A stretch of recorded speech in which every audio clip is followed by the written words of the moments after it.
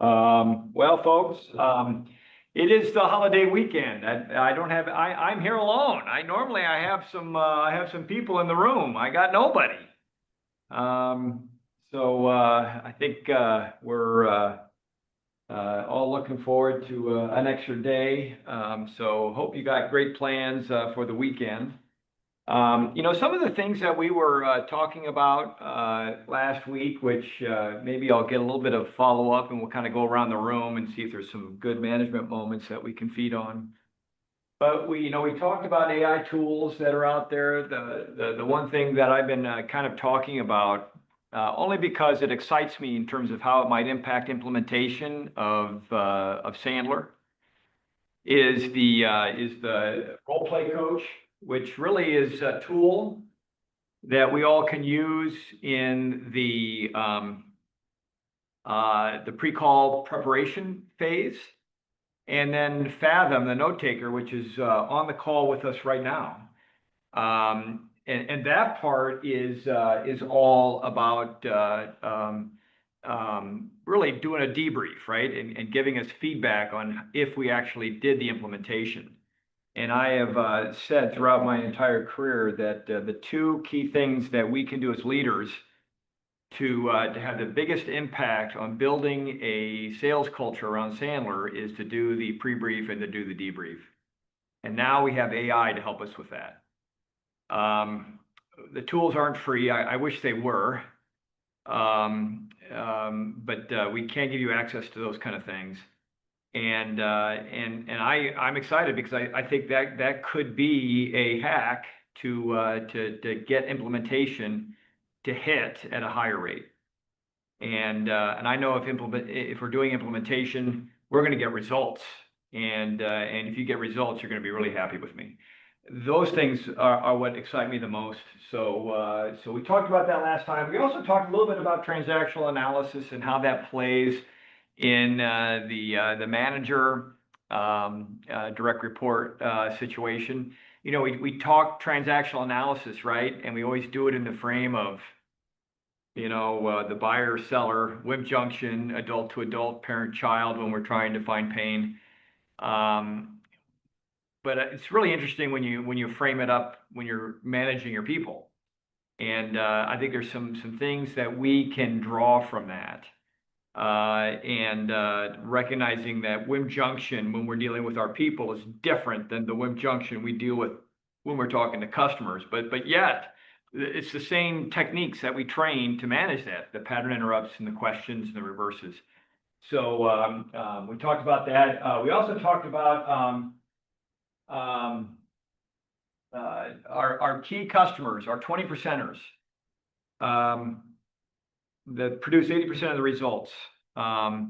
Spending time on the areas in our business that can have the biggest impact, the areas that really build Skyline, and then coming up with some regular cadence of dialogue with the 20%. How do we spend more time in that with those 20%ers?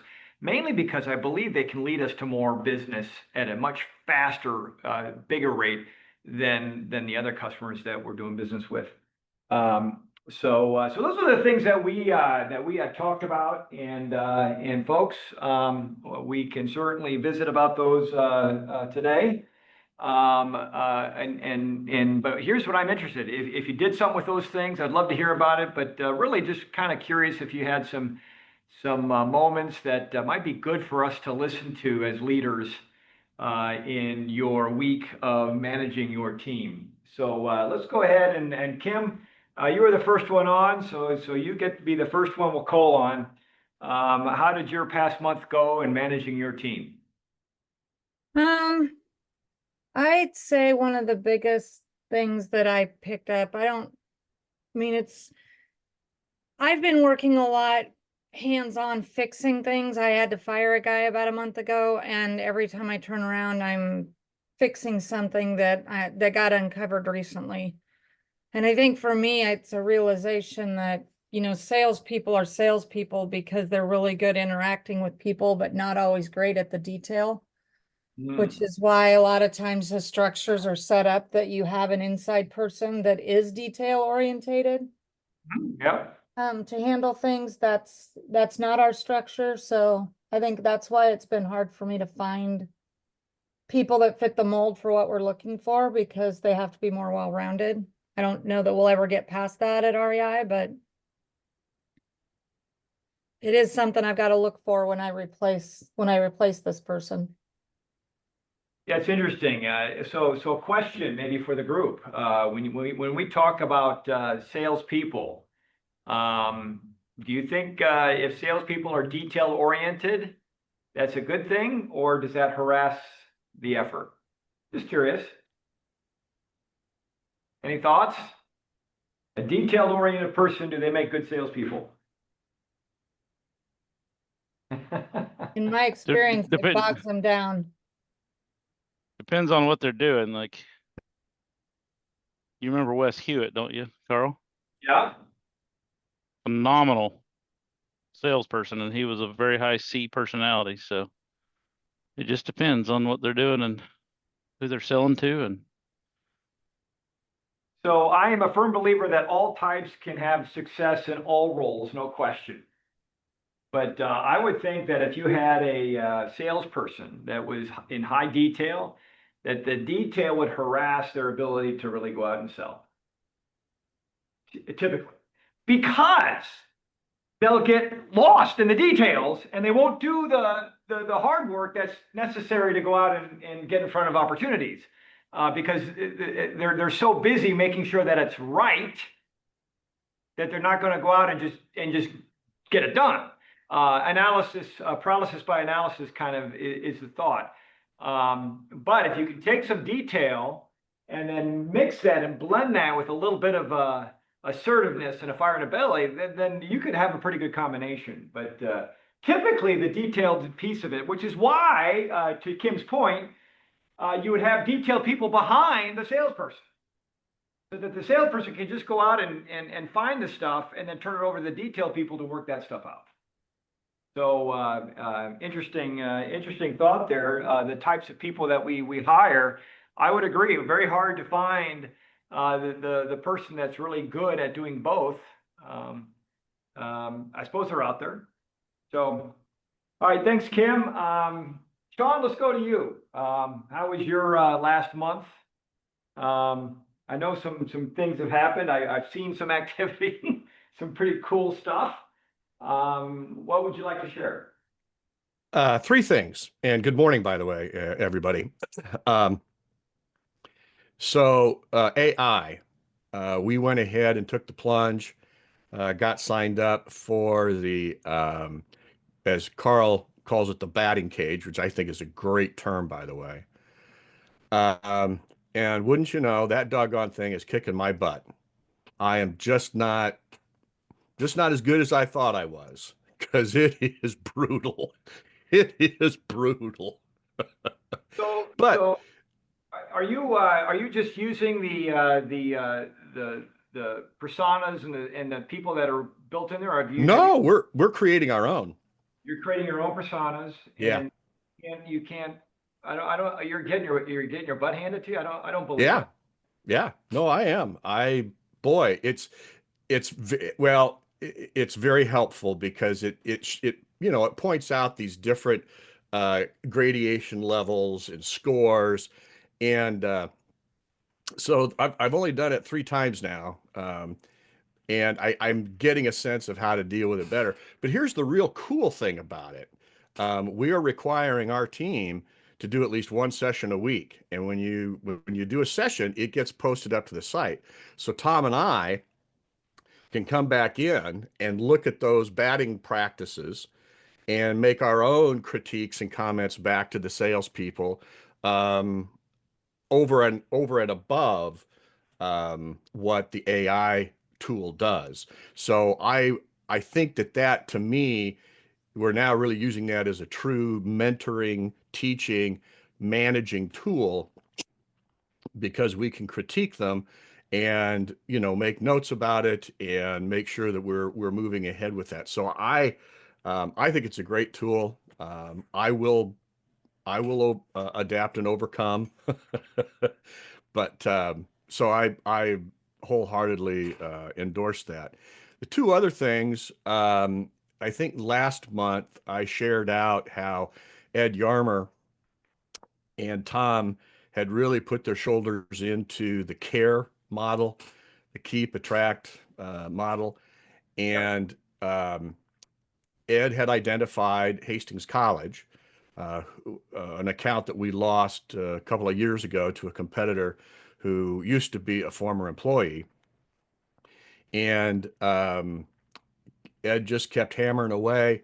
Last month, they invited us back in to talk about some security pain that they had. Both Ed and Tom really rehearsed, went totally negative, very, very skeptical. We're just being used to check a price kind of thing. And here on when Sean, if I could, because I'm looking at the people that are here, I'm not sure if the people that are on, except for maybe Kim, really heard this, but this is really good Sandler technique, strategy, because Ed and Tom, they met first. Yeah. They did a pre-call plan on this. Folks, this is a big account that fired Protex. And it was not good. It was not a good separation. I mean, you talk about a customer you'd never get back. This is kind of what it was. And what Sean was alluding to is Ed. It's a recapture in the care model. So it was always, so he prospected it, folks, not expecting anything. And then finally they said, we need to meet. And then Ed and Tom get together and they begin to build the strategy around what are we going to do. And their strategy was, look, we're not even sure we want them. We are not sure. So let's go in there and be absolutely, why the hell are we here? You guys threw us out. And they completely went negative. There was no selling going on. And it was amazing how the customer had to sell Ed and Tom on why they should then sell. Am I right in saying that, Sean? Yeah.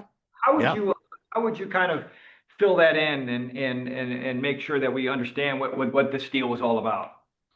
Well, the deal had to do with when we got kicked out.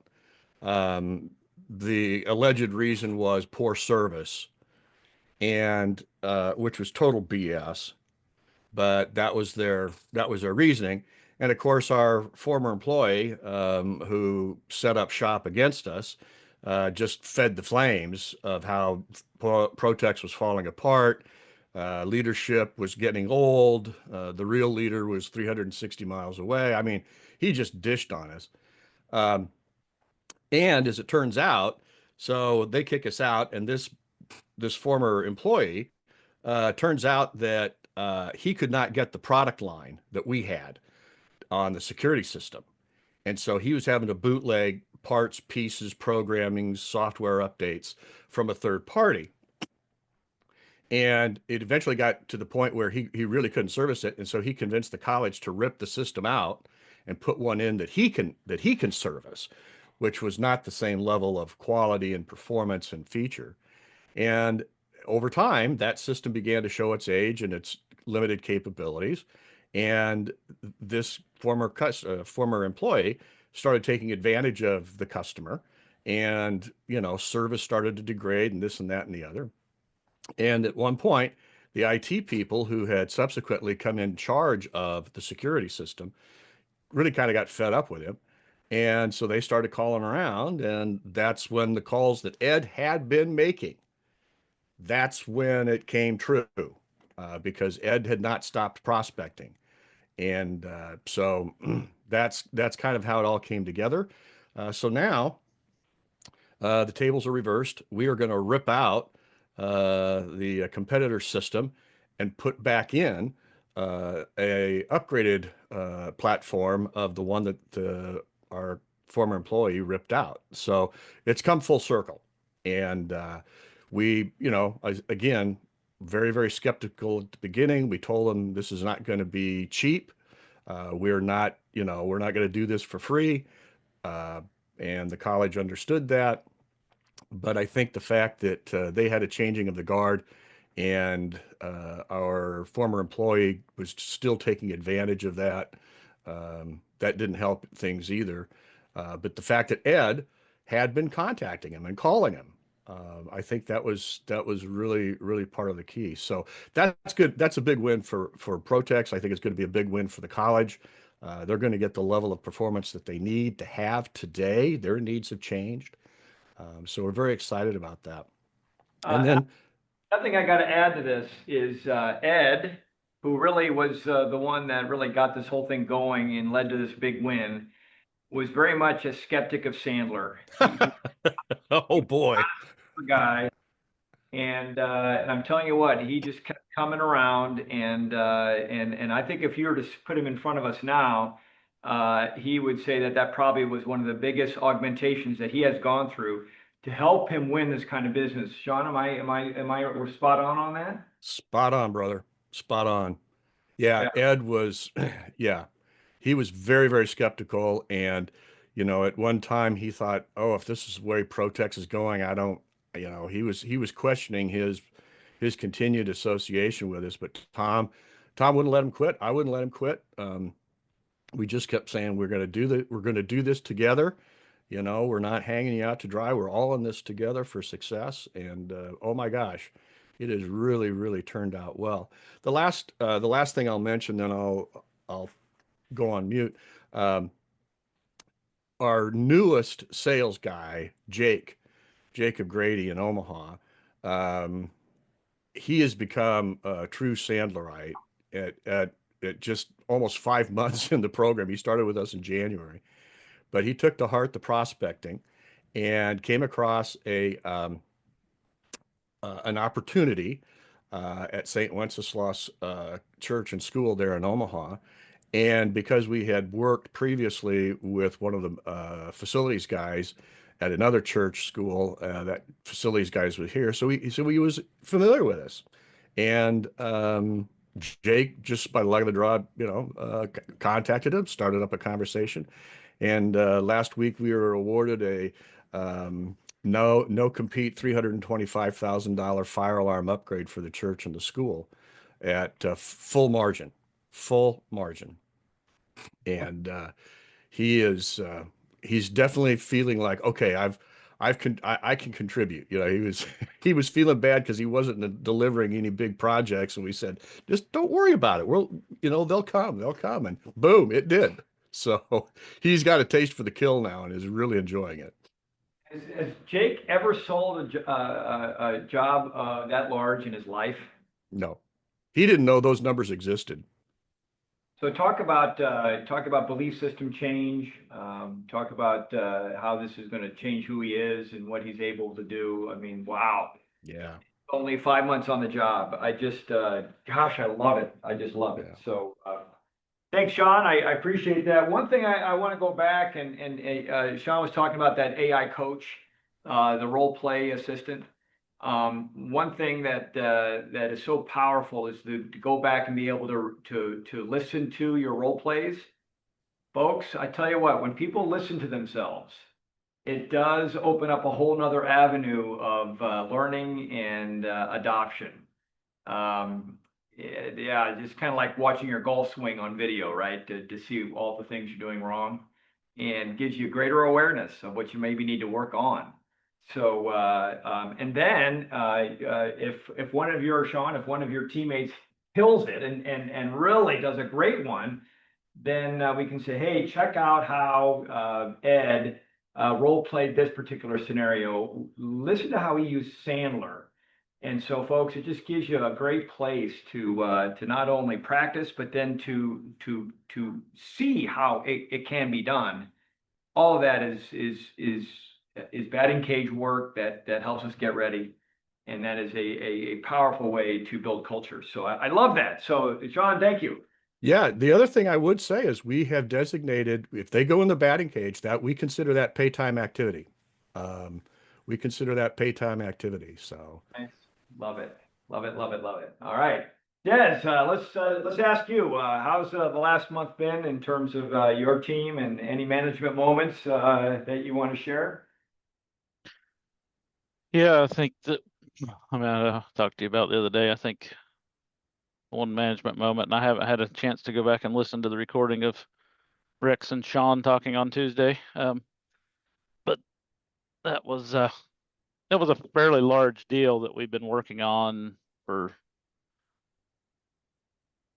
I mean, I've been sort of on the peripheral of it since January. I think Sean, Rex, this was Rex. He was talking about that demo he did, and then you asked the question, what was your upfront contract? Yeah. We went out and did the demo. Remember that? Yeah. Oh, yeah.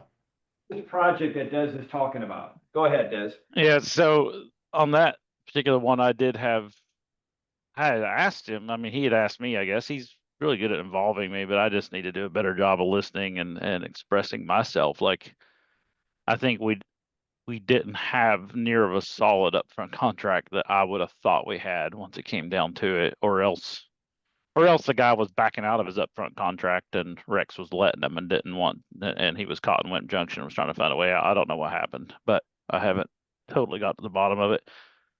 Long story short, Rex was feeling bad enough about the way I reacted when the guy was about to send the equipment back that we did get the PO for the project yesterday, or for at least the first phase. So it was it had a good ending, but it was pretty sketchy in the middle for a day or two. You know, what happened? I don't get it. So I don't know, but if I go back to the beginning, I don't like doing trials. I have this thing about, like, I'm okay with doing demos because our demos result in sales. And this goes all the way back to even my experience at RoboVent with the fume guns. The same thing would happen. We have a wow factor when people see our equipment for the first 20 minutes. Yeah. So our demos are really powerful. Just set sales aside and just say, even from a marketing point of view, like, a guy just sees it and it's like, wow, I want that, right? Like, you don't have to really do a lot of selling. It just kind of, it has this wow factor. But when you do a long extended trial, that's when all the bad things come to light, right? And if someone's committed to it and they bought it, they'll work with you to make it work. And we spend the time and work with them or whatever. So my opinion on trials has always been, give us a PO, we'll send you the equipment. I mean, if we have to do a trial and they can't any other way around it, send us a PO, we'll get started on it. Sorry, I gotta plug my laptop in, it's about to die. And as we get into the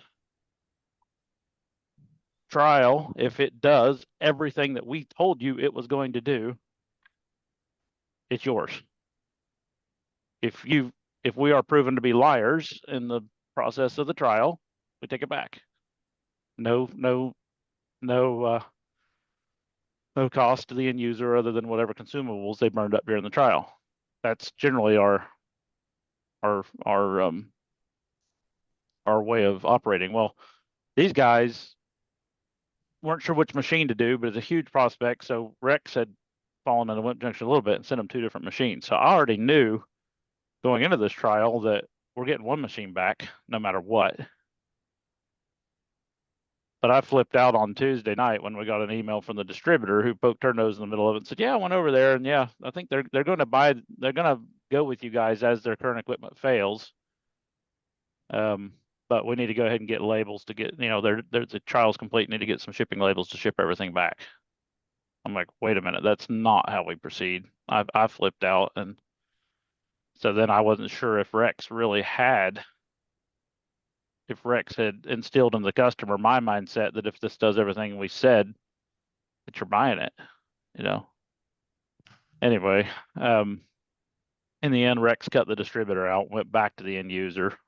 He explained to them that, we expected them to purchase it, being just to the sheer cost of the trial and us doing it, and the fact that we'd done 3 trips there and everything else, and it had worked, and the guy agreed, and he gave us a PO, or gave the PO to the distributor, who basically the distributor just wasn't doing her job. She thought that she got pushed over really easy, but the guy wasn't disagreeable at all to Rex about it. He's like, yeah, that makes sense, and gave him the PO. So I don't know, it was a bit of a misunderstanding, but we could have rolled over really easy just because it was such a big customer. We could have said, yeah, that's great. We're glad you're committed to buying from us eventually. And we could have taken the stuff back. And So here's my question, Des. How is Rex? I mean, is he wounded? Or is he, it's probably a little bit wounded just from my reaction, which is my fault.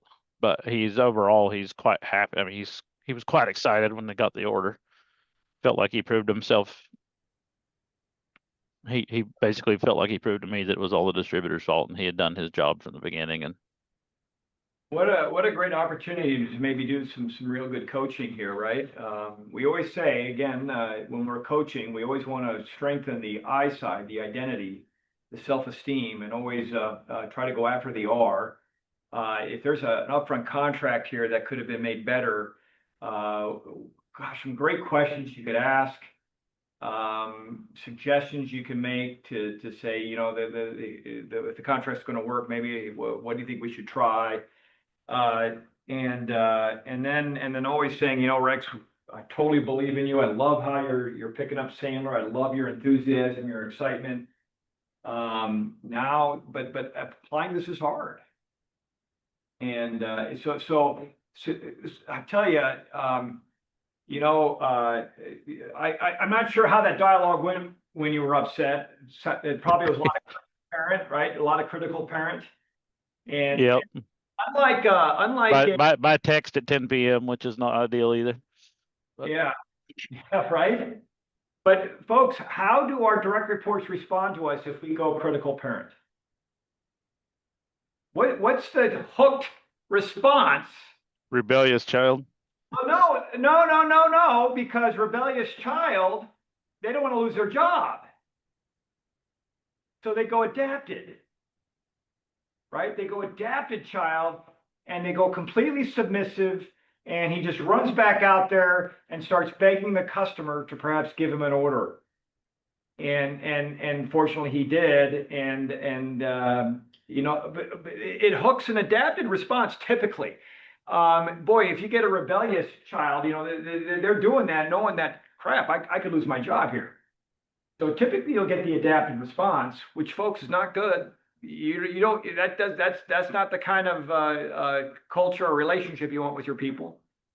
So yeah, that's why I love TA in these situations. If you examine the dialogues that we're having, ideally what you want to be is you want to be in that adult to adult conversation with your people as much as you can. If you're going to go parent, then you would want to use the nurturing parent, right? And typically you're doing that because you're trying to get deep understanding. Otherwise, it's just adult to adult. And the last thing we want our direct reports to do is go child on us, because they won't go parent on you. Your direct reports, if they want their job, will not go parent on you. So they're either going to be adult or child. And a lot of times they'll fall down and go adapted, and yeah, that's not necessarily good. So some great coaching moments there that might be available to you, Des. So yeah, I love the real world situations. I mean, this is yeah, that's good. Well, let's Sean, you got your hand up. Yeah, I just wanted to follow up with Des. Congratulations to you and Rex.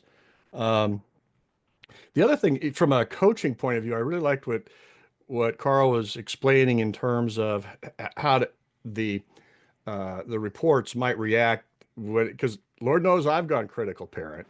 I mean, I'm fully capable of that. But I would say this, that part of the analysis that I would share back with Rex, because I know him a little bit, we've chatted offline before, is that he really, to me, is the kind of guy who would assert equal business stature. And I think that the fact that he went direct to the end user and bypassed this distributor really shows that he was looking for equal business stature, because that was not what was happening going through the distributor. And I know you guys work through channels, but I really think that would be something that I would point out to Rex, that he knew he knew he earned the business equal business stature, and he asserted it. So I that would be one little tip that I'd point out. Yeah. Good. Love it. All right. Hey, thanks, Des. Appreciate that. Let's, Stuart, how about you? How's the past month been going in terms of your team and any management moments that we could, that would be good for us to listen in on? Yeah, Carl, I think we discussed it a bit, but I think Sandler's just we went through a bit of an acquisition a year and a half ago, and it's just been bringing our team together, kind of with one voice out there. We're really appreciating just helping us say the same things, and there was just conflict from that standpoint. I think one of the wins that we had our last month is just getting through kind of a first round of our 30-second commercials. Obviously some of our team has had them in the past, but getting those refreshed and updated. So appreciate your help with that. Yes. I don't know if I have any exact coaching moments. We did I think we had a bit of a win as a team just in the whole Sandler area.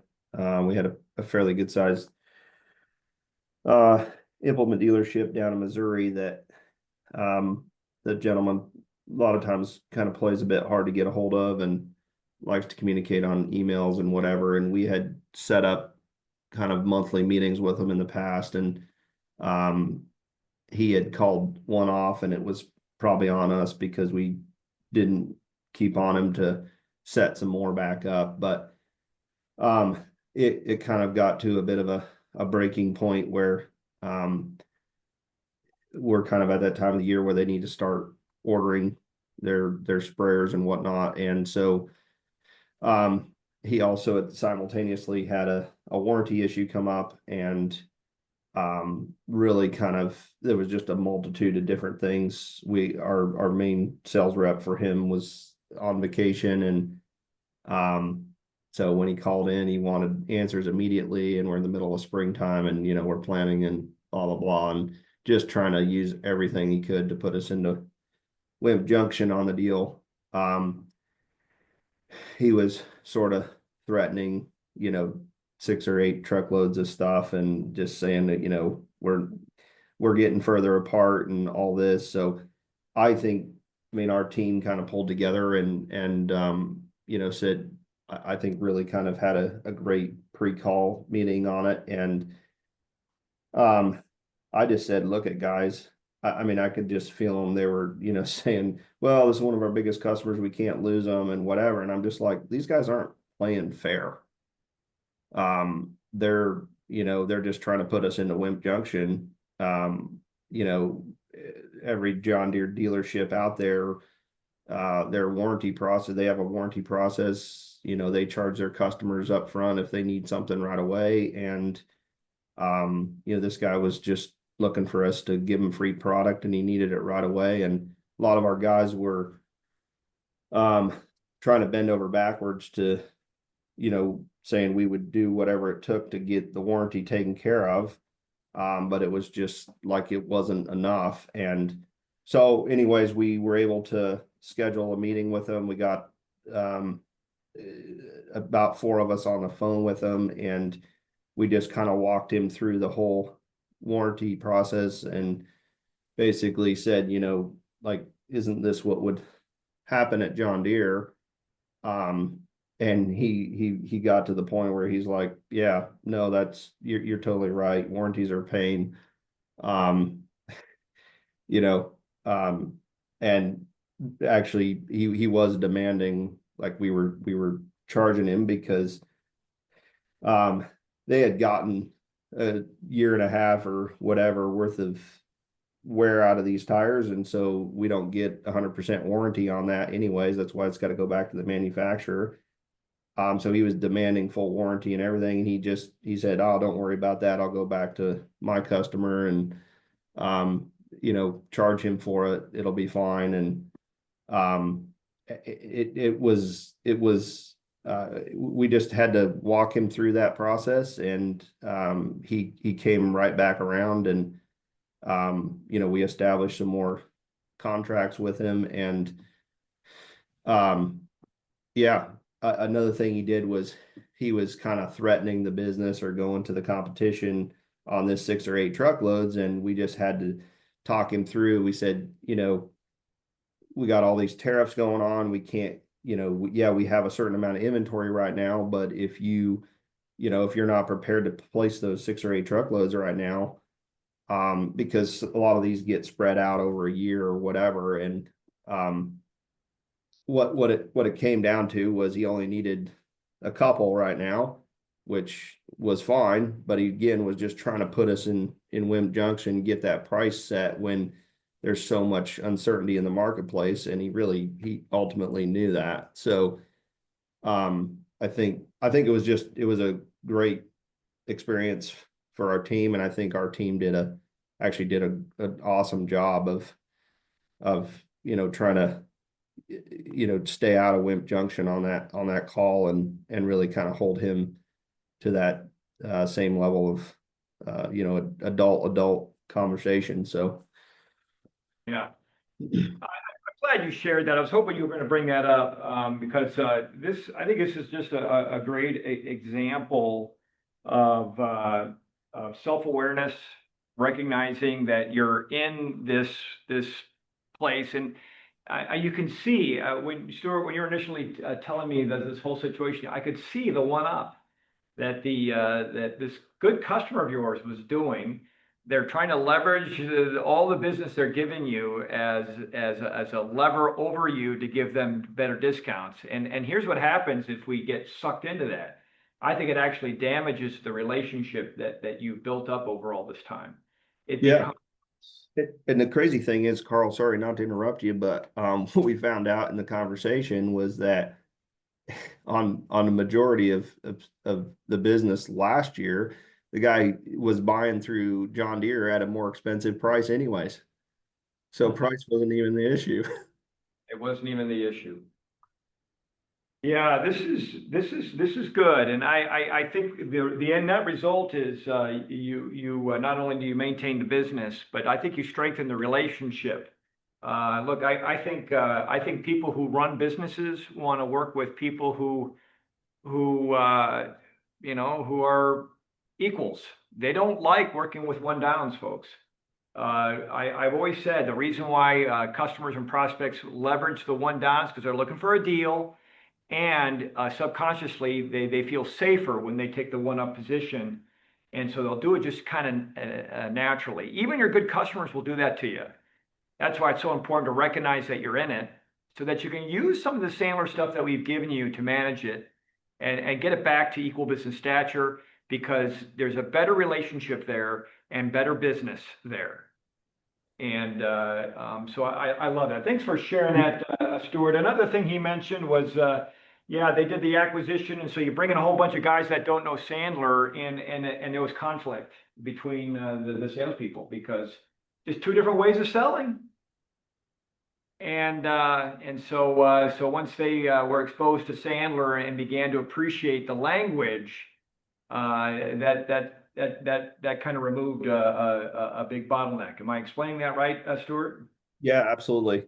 We realize now that we should have done it a year and a half ago, because it actually created conflict, you know, with our original employees as well, because they could just see that these guys were just all about price, and you know, and not having the right conversations. And I'm not saying we're perfect, and by no means, we got a long ways to work on things. You know, even just our original team was, you know, I mean, I say that for myself, we have a lot to learn, but just even the little bit that we did have, it was so noticeable. You know, just getting into conversations. I mean, we were just, let's say it this way, and I'm not, but they were just dropping their shorts on everything.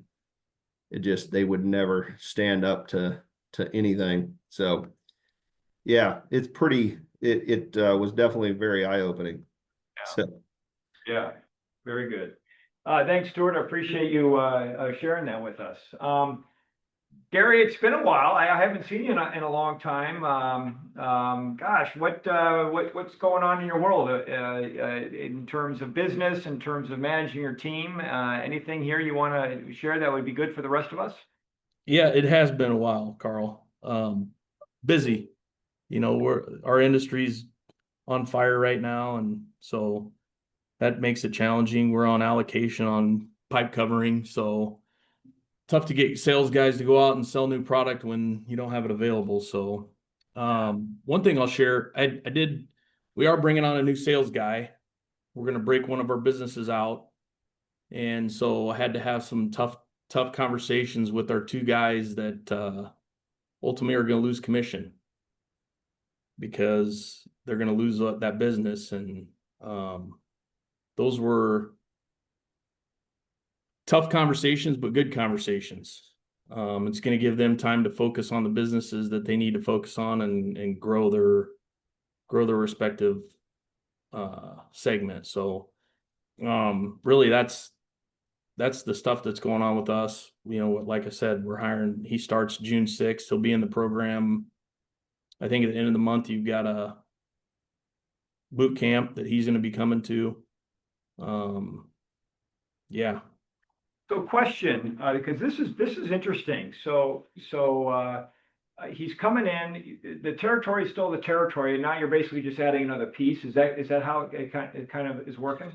Kind of. So we have two sales guys right now that they have territories. They split a territory. So it's basically Missouri-Iowa border, right? Yeah. One's north, one's south.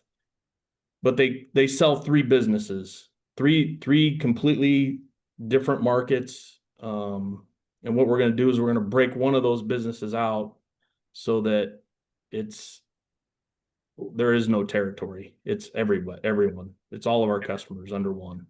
Yep. So They're losing a product is what they're losing. They have their territory. basic, yep. They're losing a product, essentially a product line. Yeah. So, yeah, not an easy conversation, right? I don't want to take money from guys. That doesn't feel good for anybody. If you're an employee and you're being asked to make less. I'm always interested by this because we always think that they're going to make less, but folks, we live in a land of abundance. I mean, the truth is their market share is nowhere near where it could be, and if it was, then they'd be making more money without that. So Yep. I always say less is more. I mean, does anyone want to argue with me on this? Meaning that if I can have more focus, just don't distract me with all these different things. Let me focus on a few things. And I actually can perform better and make more money. I don't know. Maybe I'm acting as a sales leader here and trying to sell somebody on the idea. But thoughts on that? I mean, we say that if you want to scale, if you want to do more with and get more done for the hours you work, you ought to do less, not more. Well, to add to that, Carl, I will tell you the last 3 years, our top line revenue is down. Year over year, it's down. We're probably down 25 to 30% in top line revenue in the last 3 years. So to your point, our bottom line is 5 times greater. So do the math on that. We're doing less and making more. Some of it by choice, most of it by choice. We walk away from business that we don't think is good business for us. We raise the price on customers that we don't feel like is good business for us. We'll tell customers that we're doing business with, we're giving you 90 days and we're done. We're not doing this anymore. We can't raise your price high enough to make money on you. It's scary, right? And I have conversations with the sales guys all the time that at some point our top line has to go the other direction. I mean, we can't continue losing 5 to 15% every year. But at the same time, our bottom line the last 4 years has gone up.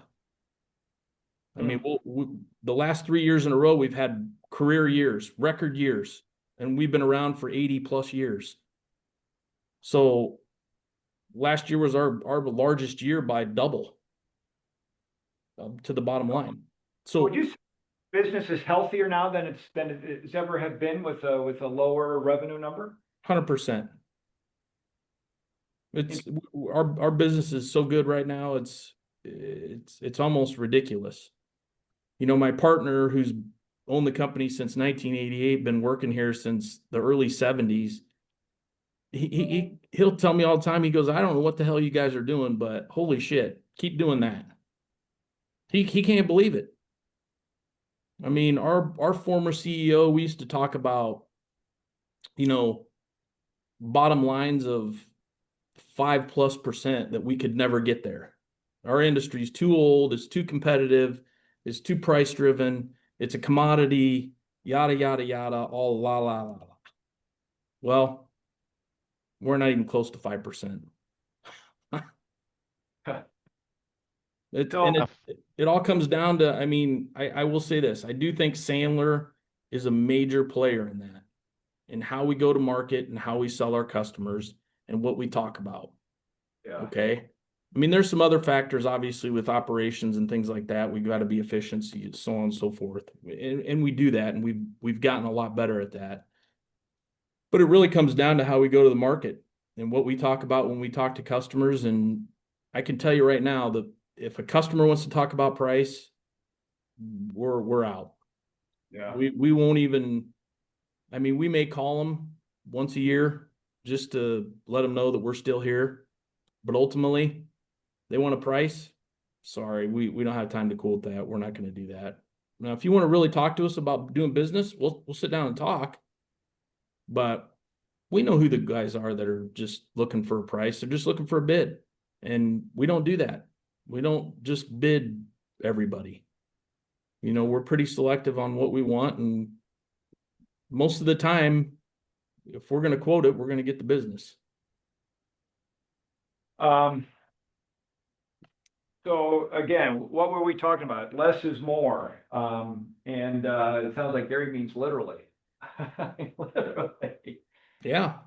Why do low margin business that consumes your resources, makes it difficult to take on more when there's better business out there to be had? I got to imagine, Gary, the customers that you serve that are paying a higher price, why are they doing that?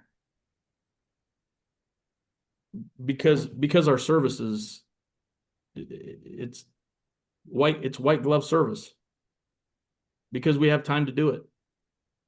And listen, we solve their pain. We go in and find out where they're having pain, and we solve that pain. And once you do that, yeah, I mean, I don't want to say it's easy, but it's pretty easy. And listen, the employees, think about it from the standpoint of this. Our employees are so much happier because they're not working 60 hours a week. They're not just coming in and going left and right and up and down and all around. They've got a schedule in place. Things run smoothly. They're not stressed out because the phone's ringing off the hook and customers are telling them, we need this, we need that, we need it tomorrow, we need it yesterday. It's all of that. So all of a sudden our employees are happier, and you know what happens when you have happy employees and they're focused, they're going to do a good job. It's just, the challenge is the starting point, which is that first customer, that first time you say no, or you have to tell a customer we're moving away from them. That is super scary, especially as a business owner. It's scary. And, but I'll tell you what, I mean, it's worked for us. Worked 100% better than I ever thought it would, quite frankly. And here's what's going to happen. So you're building this contrarian business and you've kind of gone through some hard, uncomfortable decisions and risk. And I have a feeling that if you continue to do this, the customers are going to be attracted to you because of that.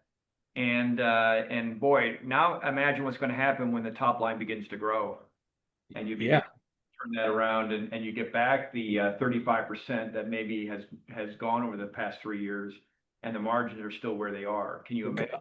Can you imagine? Yeah, 100%. I mean, that's what we talk about. So, and I think it will. Yeah. Love it. Love it. Folks, there's gold in that. I mean, there's real, that's real world. That's not the classroom. That's not me talking. That is real world. And I know, Sean, you've done so many, I mean, that's your business too.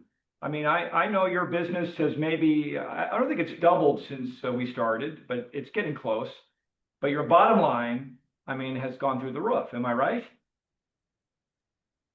Well, I didn't know Gary and I were in competition, but if you want to be, bring it on, brother.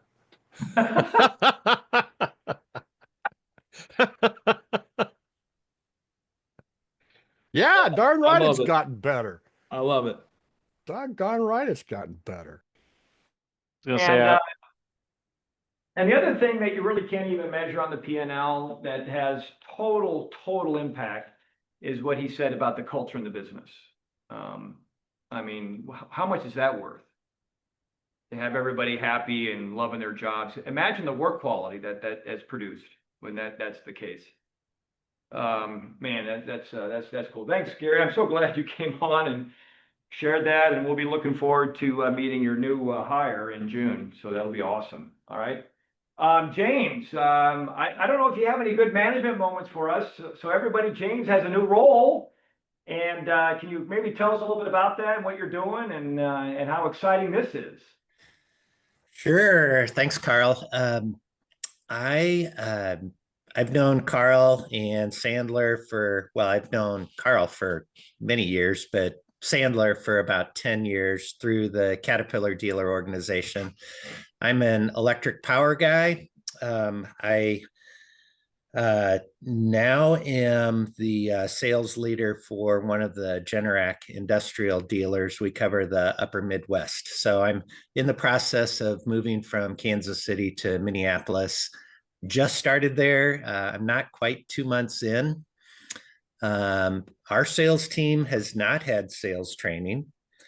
But fortunately, we're on track to our budget, and we've got a great start to the year, and the back half of the year looks really strong too. So I'm not too concerned about our budget issues. What I've run into and noticed in the first couple weeks, though, and meeting all the sales team and engineers on our team, is we dive to the low bottom price, man. And it just kind of the opposite of what I hear Gary talking about there. And it concerns me. Our margins are acceptable, but we've got a few of the guys that always just feel they need to be the lowest person. And so that's one of my coaching concerns. The other one is we did let one of our territory managers go earlier this week. So I'm in a replacement mode for one of the people.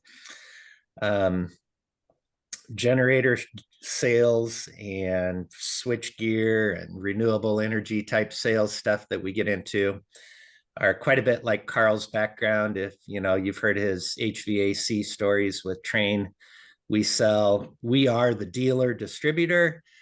We sell primarily to contractors, but half of our calls are with engineering firms to work on the design of a project to hopefully get it specified out, with our equipment. So my struggles right now and the coaching things are they're asking for way too many discounts, and I don't think we have a culture to stand by our price and try and provide solutions to pain and offer value.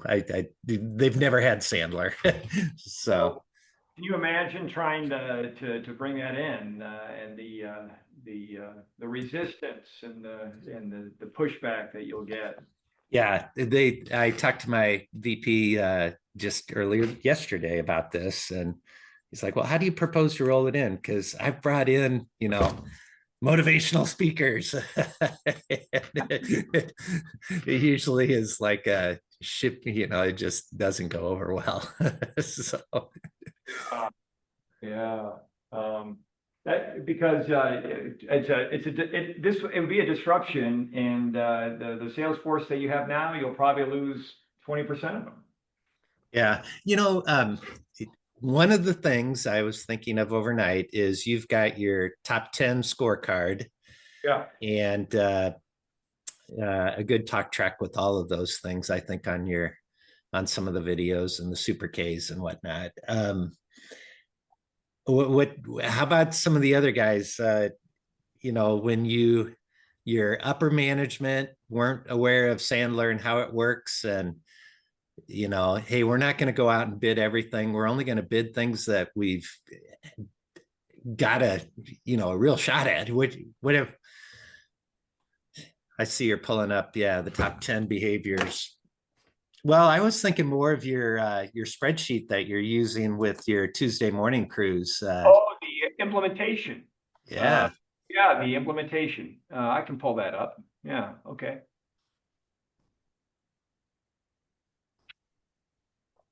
Well, go ahead, James. Yeah, I was just curious, some of the other team members here, when their upper management hadn't been exposed to the Sandler methods, how'd you break them down? And here's how a very effective way to go to market is. And we're not going to quote everything, but our chances of winning them is going to be much more successful. I think that's how I like educating people above me in the organization rather than our sales team. Because I know I'll have James, some resistance from the sales team. Yeah, my situation is just a little bit different. But from my management crew, the biggest skeptic was our CFO, Kevin. Okay. He just thought this was Matt Foley 2.0, Mhm. and we were just going to be told what we already know. And I think Kevin would tell you that if you were to visit with him. He would tell you that he was very skeptical about spending this kind of money, committing this kind of time, following these types of paradigms. But fortunately, I held the hammer and I said, sorry, we're going to do this. Sean, what I feel is the difference with Carl and Sandler is it's the reinforcement training, because any of us can go to a weekend seminar and come out of there on Sunday morning, after church and be all full of, ideas, but having the regular reinforcements, I think, is where it sticks. And, that's a good question. Are the salespeople ever going to attend?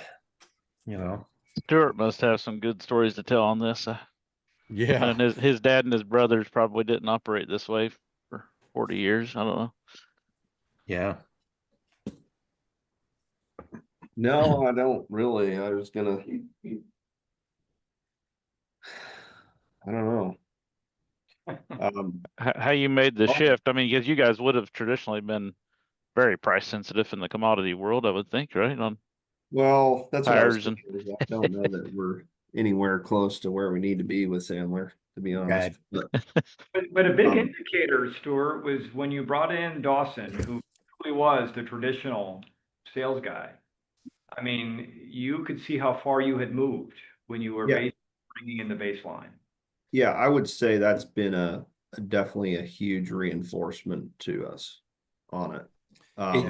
Did he come in with Sandler or other sales training, or are you just saying he was out of the industry, you brought him into your industry and he was successful? The merger, it was another. Oh, a merger. Okay. Yeah, sorry, I missed the first half of our call. First half hour.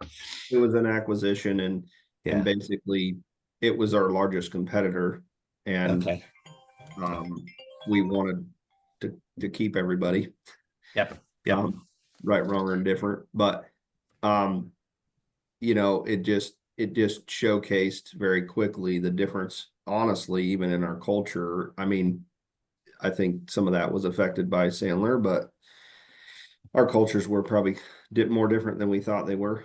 But the main, on the sales side was just, it was very, very evident that how it probably grew on us over time and we just didn't realize it. Like I said, I mean, Mike gets on here. He's probably our best Sandler guy, but Mike Lewis, but, Yeah. even him, he's been skeptical over the years and whatnot. But like I said, I don't think we're doing every single bit of it. And that's probably even taken us time to realize that, we don't have to take it all on. We just need to take bits of it on. Mhm. I am, very interested in Gary's story because we have some sections of our business that are very low margin, and taking that leap is probably what we need to think about. But yeah, I probably had a lot of influence in the decision, I guess. Mhm. Probably had control over that at that point, kind of going back to Sean's point. So, I don't know. It was a little bit, honestly, it was Carl originally selling me on it. Yeah. Took a while. Thinking back, having all those negative reverse conversations and Yeah. Stuart, I don't want to interrupt, but I was probably as big a skeptic when we started with Sam. I mean, I think Carl probably called on us for, I don't know, Carl, 3 years maybe. Yeah, it was a long time. And then you came to a talk and we sat down and you still told me you weren't going to do it. I did. And then you were telling me And about your business and you said you had this one business that you were bidding. It was like $2 million worth of business, but you bid 200 million to get it. I said, did you make money at that? I said, oh no. Well, then Right. cut that off. And I think it's really challenging, James, because I don't feel like it's instant gratification, right? Yeah. It's definitely a process, and you have to, at some point, you have to get the buy-in of your sales guys and your management that it will work, because it does work. It really does. I mean, I'm a true believer now that the process works. And to your point, Stuart, I'm for sure we're not Sandler disciples by any means. I mean, we still catch ourselves falling into old habits and things like that, and we don't grasp all of Sandler, but we do use the things that, we gravitate to the things that we're good at. But I think there's enough there that, if the key is your sales guys, I think, regardless of Okay. Okay. upper management, because I will tell you, we struggled the first probably 2 years with Sandler with our sales guys, and honestly, I went out and got all new sales guys. Yeah. You know what Because- you're saying there makes complete sense. I have control over the sales guys, which is Yes. nice. Yes. And what my VP and the executive leaders want to see is gross margin numbers and improvement there and a profitable business. So Yep. maybe I shouldn't fear the people above me as much as the people below me. absolutely. 100%. Because Yeah. once they see that gross profit increase, the dog, they're going to call it dogs off, right? Yeah. Regardless of what, not completely regardless of what the top line looks like, to a certain extent, but yeah, I mean, I'm just telling you, I think if we talk about it all the time. Well, our business, I've been here for 28 years, and for the first 24 years, 23 years, we sold price. Mhm. We had it in our head that it was a commodity, and the way to win business was price. So we were really good at building the rapport and the relationship with our customers, not to get price, but to get last look. Okay. Yep. And our Yeah. philosophy was, if we get last look, we'll get the job, because we'll just beat their price by X, 5%, 2%, whatever. And then we'll bring it back to operations, which I was a part of operations at that time, and say, hey, we got this job, figure it out. And then we try and figure out how to make money at it. Well, guess what? That's a loser Well, and then your culture suffers. We have that between our service department and sales a little Yep. bit, they Because just, you're trying to, make $1 on a dime, and you can't do it. yeah. And so, like I said, the sales guys that we had they were long-time 15+ year sales guys with us. And we started Sandler, and they had a really, really hard time wrapping their head around walking away from business, right? Going in and talking to that customer, we get the last look, and we're 5% high, and closing that sale and getting them to understand that it's not about price. It's about all the other things that we're going to do for you. And finally I had to pull a trigger, and we brought in 3 new sales guys, sent them to Sandler. One, and actually both of the sales guys that we brought in had no sales experience. And at the time, our CFO, CEO, he's looking at me like I got 3 heads. Like, what are you doing? This is gonna, I honestly, I think he kind of just was like, okay, well, we'll just let you do this and see what happens. Right. Mm-hmm. And I was a little unique position because I was half owner in the company, but I was actually reporting to our CEO. So it was a little goofy there. Yeah. So I think I had a little more latitude from that standpoint, but I know he was looking at me just like, you have no idea what you're doing. And he's since retired, and now I talk to him once a month, and he asks me every time I talk to him, how are you guys doing this with how is the profitability where it is today? Because he looks at it and he shakes his head and he doesn't believe it. Yeah. And I think he thinks I'm, fudging the numbers or something. Because he really cannot believe that our profitability is where it is. And I do think it all comes down to, we have completely went away from price. The one thing from Sandler that we talk about all the time is it's not about price. It's never about price, ever. And if it is, we don't want the business, because that guy he's going to be a nightmare, So, if there's one thing from Sandler that I've taken away, is it's not about price. And it's never about price. James, So for what it's worth. sorry to interrupt. No, you're good. I was just gonna say, James, just buy Gary a bottle of whiskey and have him jump on your next management team meeting, and I would. I would share, because I do think it's powerful if you can get your sales guys to really buy into it, because that's the key, because they're the ones that are really going to drive it for you, right? Mm-hmm. And they're the key to the whole thing. They have to have buy into it and really grasp it, and then take it and put it into practice. Because they can sit there and tell you all day, oh yeah, believe it. And then they go out and they talk to the customer, and it's a completely different story. And that's kind of what was happening to us in the beginning, was I thought we had buy-in, but then, it's like anything. If you're not a micromanager, which I'm not, it takes a little more time to really understand what those conversations look like with the customers. And I'm just like, guys, we aren't practicing here what we should be. And it just got to that point where it's like, hey, we gotta do something different. And I'm glad we did, because the guys we have are great. And the new guy we're bringing on, he's a young kid. He's 24 years old. He just graduated in May. No sales experience. I'm like, perfect.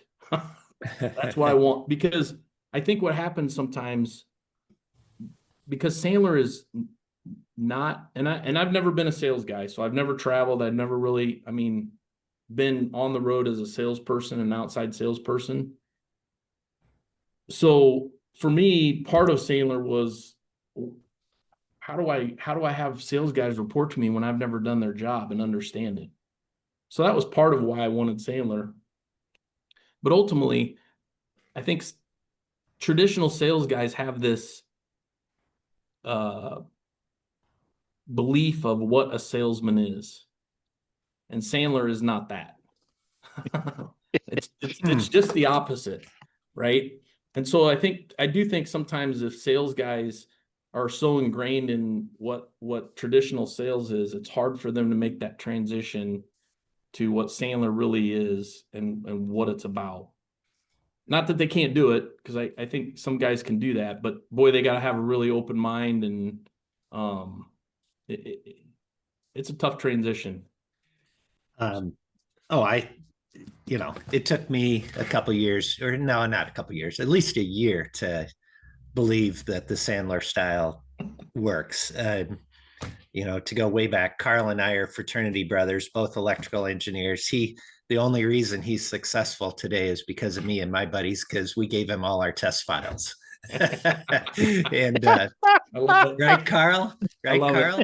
Hey, see, I did get through it, so that's all I got. And it took me a year because I always felt like I needed to be the smartest person in the room, when I was in a sales meeting. And Carl definitely pounded into my brain. It's about emotions. It's not about the price. It's not about being the smartest person in the room. Because if I left, this company and went down the street and worked for the next one, I'd be trying to sell the same dang features and benefits there. Yeah. So it took me a bit, and I've been doing it 10 years, and I'm 100% not perfect like you guys are. I'm just looking at the list Carl has on the whiteboard right now. And I do all these things, but maybe not formally. And I really want my salespeople to get buying in on it. So you've given me some good direction there. So James, Gary and Stuart and Sean. Yeah, like you, I figured I had to be low and I had to be the smartest guy in the room. Yeah. And it was my and it's hard goal. To be good looking too, Well, right? It is. It really is. And my goal was to leave the sales meeting making sure that the prospect knew just how daggone smart Sean is in in his world, right?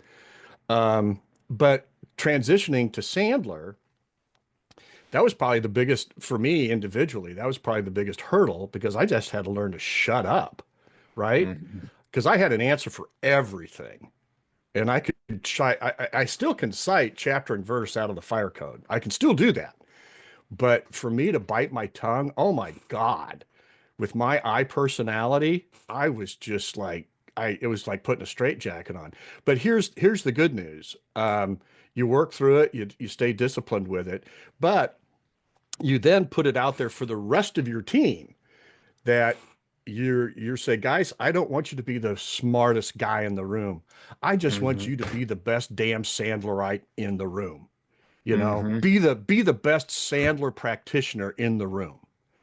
And that has really started to shape, part of our culture shift and all that kind of stuff. And so, yeah, I still expect my guys to know their game. And we have to, we have to know what we're selling. But to Carl's point, we don't have to engineer the whole dang project in front of the customer and all that kind of stuff. So just challenge your team to be the best Sandler practitioner that they can in the room. Yeah. Yeah, James, thanks for bringing that up. A thought is, especially when there might be some big culture shifts, walk before you run. Strategy that a lot of trainers do is they take the leadership team first and they indoctrinate them and see what kind of conflicts and issues they'll have there, because ultimately you and the team that you have that will help lead it are the linchpin. They're the ones that make it happen. So thought there. Hey John, you're the last one we have to check in on. So curious how it's been going, how your team's doing, and any management moments that you'd like to share. Right now for us, we're getting through kind of a lull where, our customer has been in the tractor planning. Some of our younger salespeople are wondering just where the heck are the sales leads? Things have cooled off. Guys aren't responding. We needed rain. We finally got some rain. Things like that are happening. So my challenge as a sales leader lately has been how to bring the energy. We are currently about 60% sold on the year. So trending ahead, I'll say, but we have a long ways to go to get where we've budgeted for. Yeah. And we're, you know, typical for us, we're slowly bringing up our gross margin. Typically the smaller companies out there are very competitive, and then when their schedule fills up and people want grain bins fast because, oh my gosh, what am I going to do with this crop? You know, things start to trend in the right direction for us, and it's nerve wracking. You know, we try to forecast where we're going to land, and it's a moving target. But back to the energy piece, you know, I had a couple of veteran sales reps get out and close some nice deals during planting, which isn't super typical, but just riding their stories of getting in tractors and meeting guys at the end of the field when they're reloading their planter and different things is started to, you know, put a spark plug in some of the people, and you know, getting out, doing the prospecting, doing the hard work for some of these newer guys has been a challenge. So Yeah. continuing to do that. But I also had a less is more story. We have a technology piece. I'm going to pause you real quick, just so, because I want to make sure everyone's on up to speed. So John is a contractor. And he builds structures and buildings and storage bins for the agricultural industry primarily. So you can imagine his customers are farmers and co-ops and things of that nature. John, did I accurately represent that? Yeah, I'd say 90% of our business is on the farm for a farmer. Yeah. Okay. Yeah. Okay. I want to make sure everyone appreciates that. So go ahead. Yeah, we're getting pulled into the commercial world more and more. So we're kind of figuring that out as well. But a segment of technology, we took a young sales rep, young lady, who all she was doing was selling this technology last year. And we decided, well, we need more sales from this individual to make it worth it.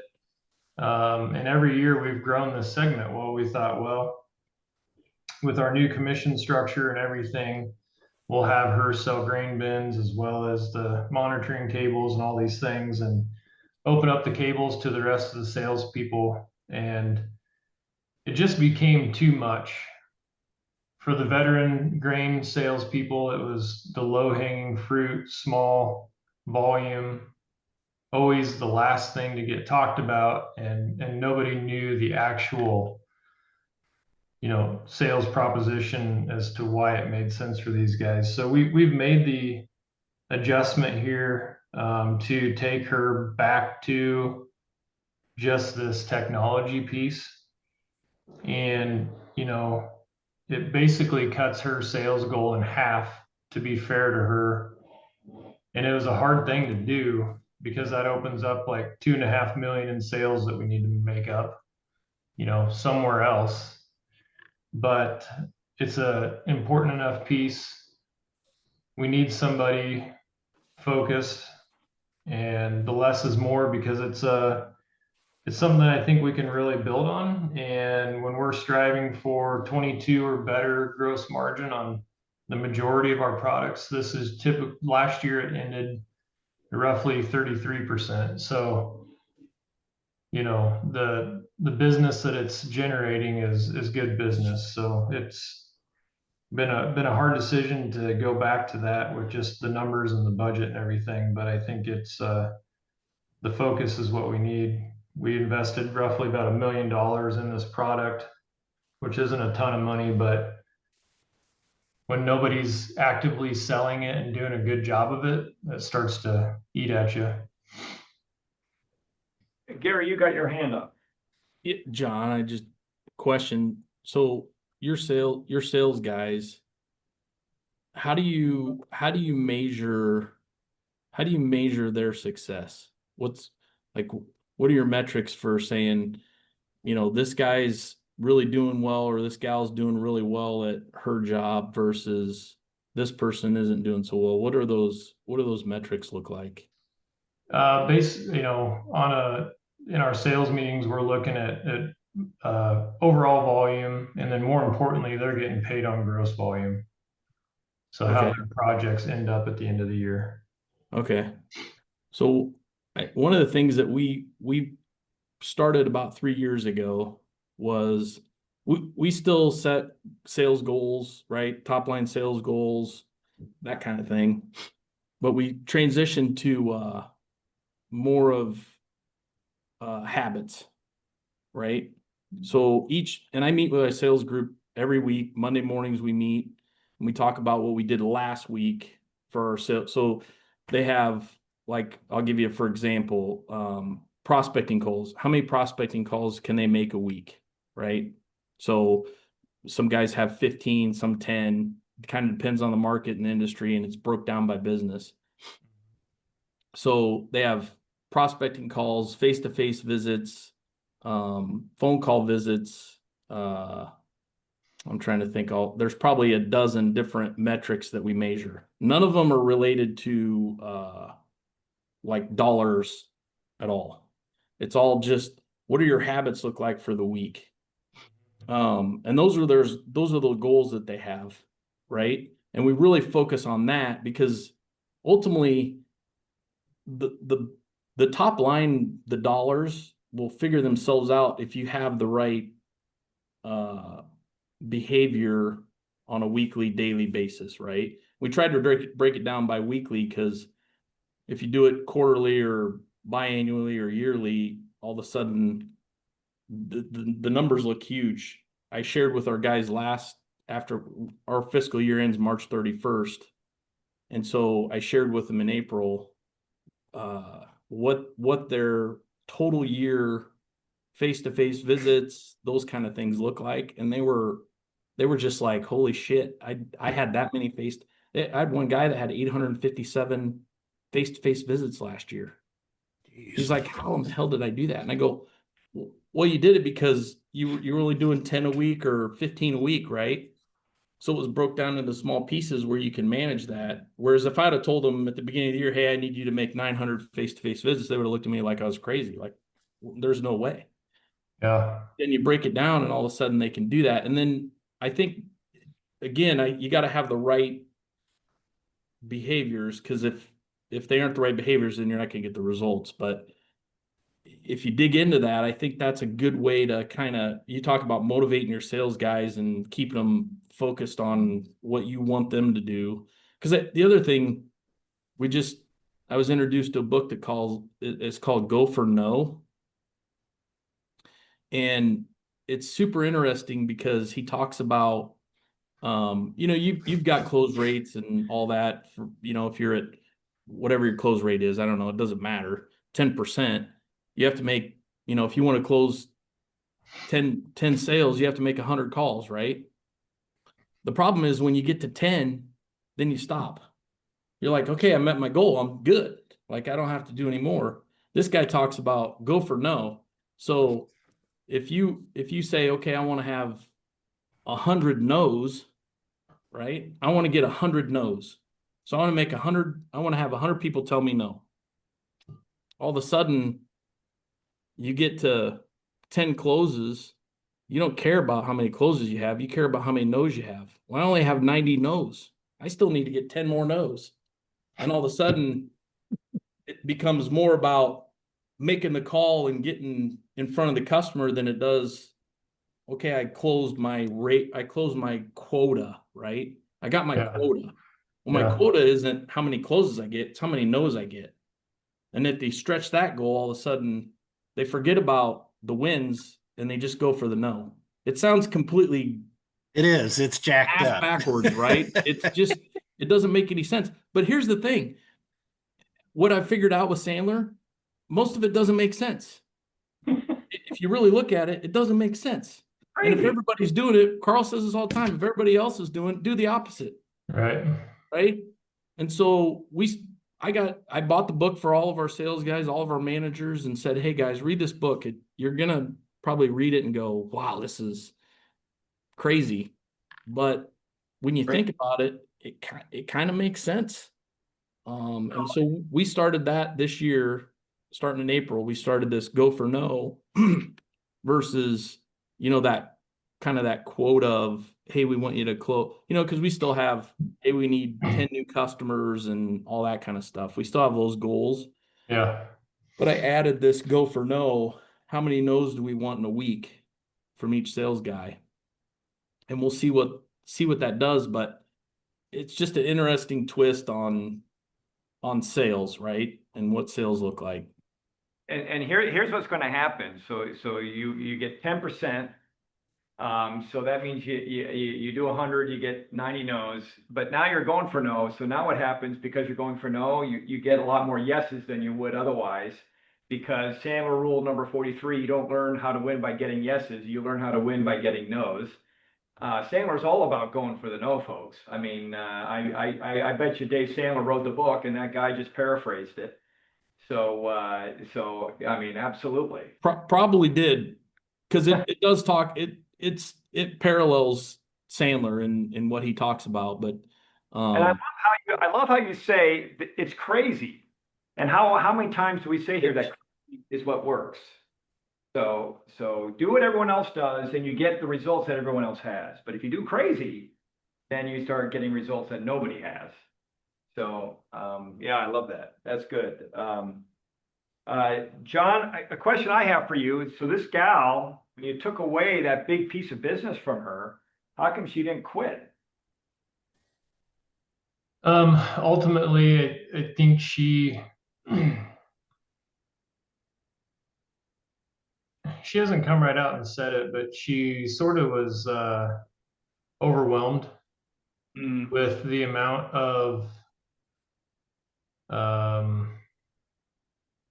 I don't know, just all the other products. And I mean, nobody teaches you how grain flows in school, how like that is a school of hard knocks. My learning curve when I got into this industry was 2 years of treading water to try to figure out what this meant to my customers, how to sell it to them, all of those things. And she was fighting super hard, does a great job, but I think her what are we, almost June now, the first half of the year, she saw a lot, she learned a lot, and it's going to help her relate to where she is really good. So I think she sees the opportunity to grow this segment that she knows is really important to us. And I believe she's taken that on as a personal challenge to really grow that. Yeah. I love it. Interesting how it's not about the price, right? It's not about the money. It's more about being able to control it, manage it, and have fulfillment in knowing you're doing a good job. I tell you what, there's lessons in that, folks. Less is more. Yeah, that's good. Anything else, John, that I know we were talking about that. I don't know if that was everything. Yeah, I mean, that's the majority, we've been working through a lot of different coaching moments for the crowd on here. We've split up our sales and project management as a company. And so we've never had a stronger sales focus going forward, and just playing with the gross margin number versus the volume of sales needed in order to, ultimately they've got to achieve a certain revenue of gross margin. And to see their approaches with how they're, walking away from deals, or, how they are holding on to that gross margin number has been very interesting. Much to like Gary's story, we fight like our best guys that are our highest volume guys are also our largest gross margin guys as well, as you can imagine. And they've got that reputation in the industry.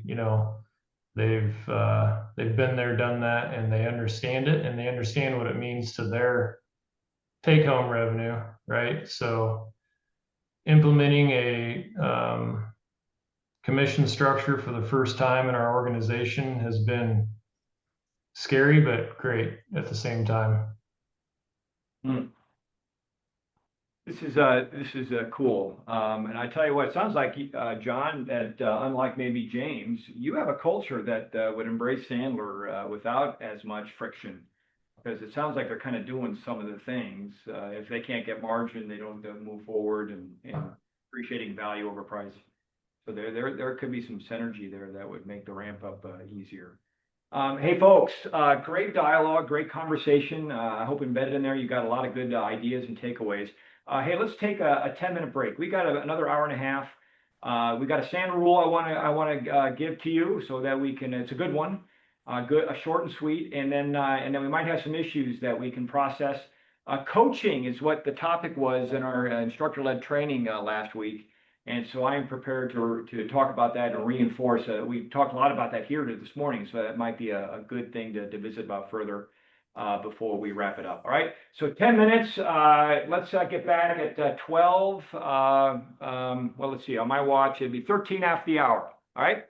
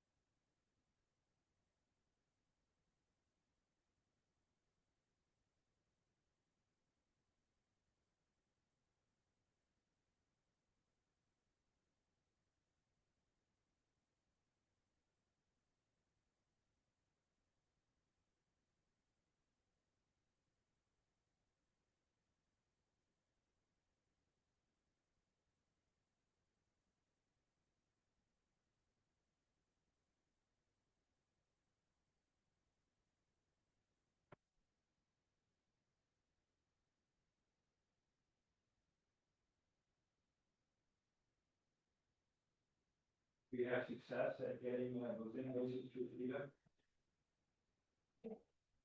Did you bill her Genie, or did you have to do it different? Well, I contacted Biller Genie. They gave me a workaround. I was able to send them, called a payment link. Okay. You send them that link, they can pay it automatically through there, through a credit card or ACH. Also use it to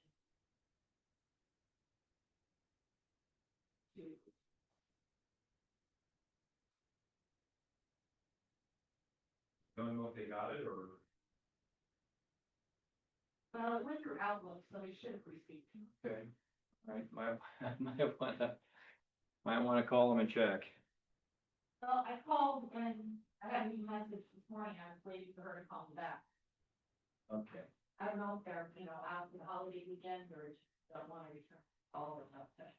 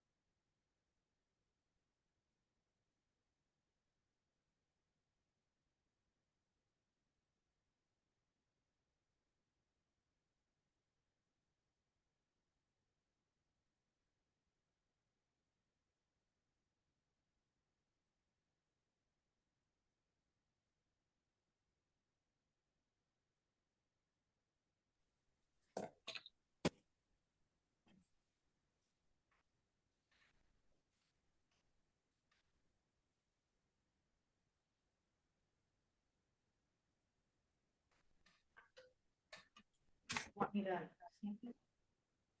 Profit or how you? Yes, yep.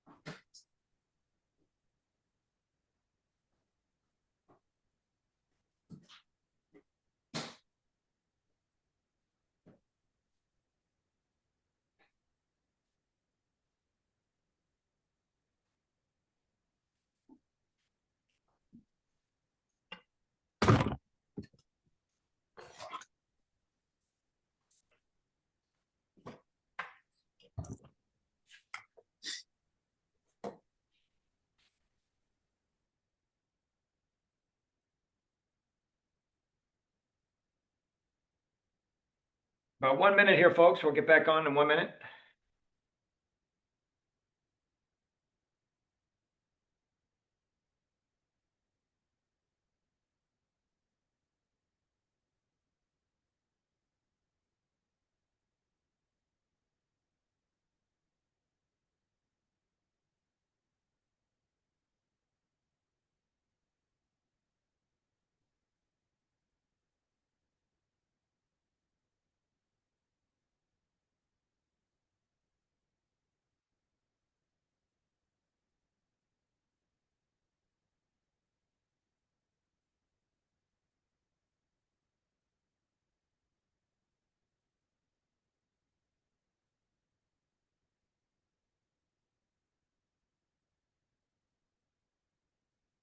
All right, folks, hopefully you're in sound or earshot of my voice and you can all tune back in. We're going to go ahead and start this segment off with the Sandler rule. This is Sandler rule number 40, having a debriefing process. How about that? And we just kind of talked about that earlier when we were talking about the Fathom note taker. Let's hear what Dave Sandler has to say about this. All I ask is that you kind of maybe take some notes. I'm looking for key takeaways, key actionable things that we can derive from this, that we can add to the list of things that to do. So let's bring Dave in and see what he has to say. I got to do one more thing here. I got to turn the sound on. Okay. All right, now we're good. Rule number 40, have a debriefing process. Publish your debriefing questions.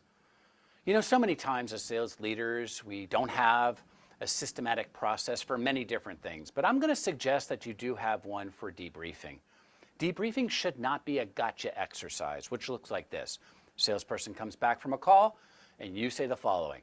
Hey, how'd it go? It went great. Oh, wonderful. Did you do this? You asked. They said, yes, we did. Did you do that? Yep. Did you do this? Yep. Now, inside, you don't even know what's going on. You know what sales leaders do? They ask tougher and tougher questions. They want to stump their salespeople. Finally, the salesperson will say, well, I didn't ask that question. What? Inside, yep. That's why I'm a sales leader. I would have asked that question. Now, you don't say that, but your ego takes over. The reason for debriefing is you're trying to figure out what happened on a call that you did not participate in. The best way to have it as a learning exercise so you can be a great trainer and a great coach is to pre-publish your questions. Print the list of questions that you're going to ask during a debrief. Dave Sandler gave me the top 10 questions when I first went to work for him. That didn't mean that he didn't ask me 500 other questions, because he did. But when he said these 10 questions, I will ask you every single time, I promise you the following happened. I'm competitive. I wanted the answers to those questions. I wanted his strokes. I wanted to be in his good graces, just like your salespeople want to be in yours. And I asked those 10 questions every single call from that day forward. And those weren't random questions. He put questions together that said, if you ask or know the answers to these 10 questions after a great first call, you will be successful. And it was true. So publish your questions, show them to your team, collaborate so the questions go from yours to theirs. The better you understand what happened on a call, the better you can shape what people do on a call, you're going to be better off. Good luck. All right, I love this. That's a great rule. So let's just deliberate about this a little bit. It's all about the debrief process. What did you hear? What might be some good takeaways from that quick lesson? Well, Carl, I'll jump in here. You know, as he started off his presentation, he said, you know, here's how typically the interaction will go, you know, and he asked the question, how did it go? Well, we have banned that question in Protex's vocabulary. We do, well, yeah, I was going to say it would apply to one question, but we won't go there. So we ask, how did it end? Right? how did it end? So in terms of our top 10 questions, and I'm sorry I don't have all of them right at my hand. Tom usually does more of the debriefs than I do. But the very first question is, how did the meeting end?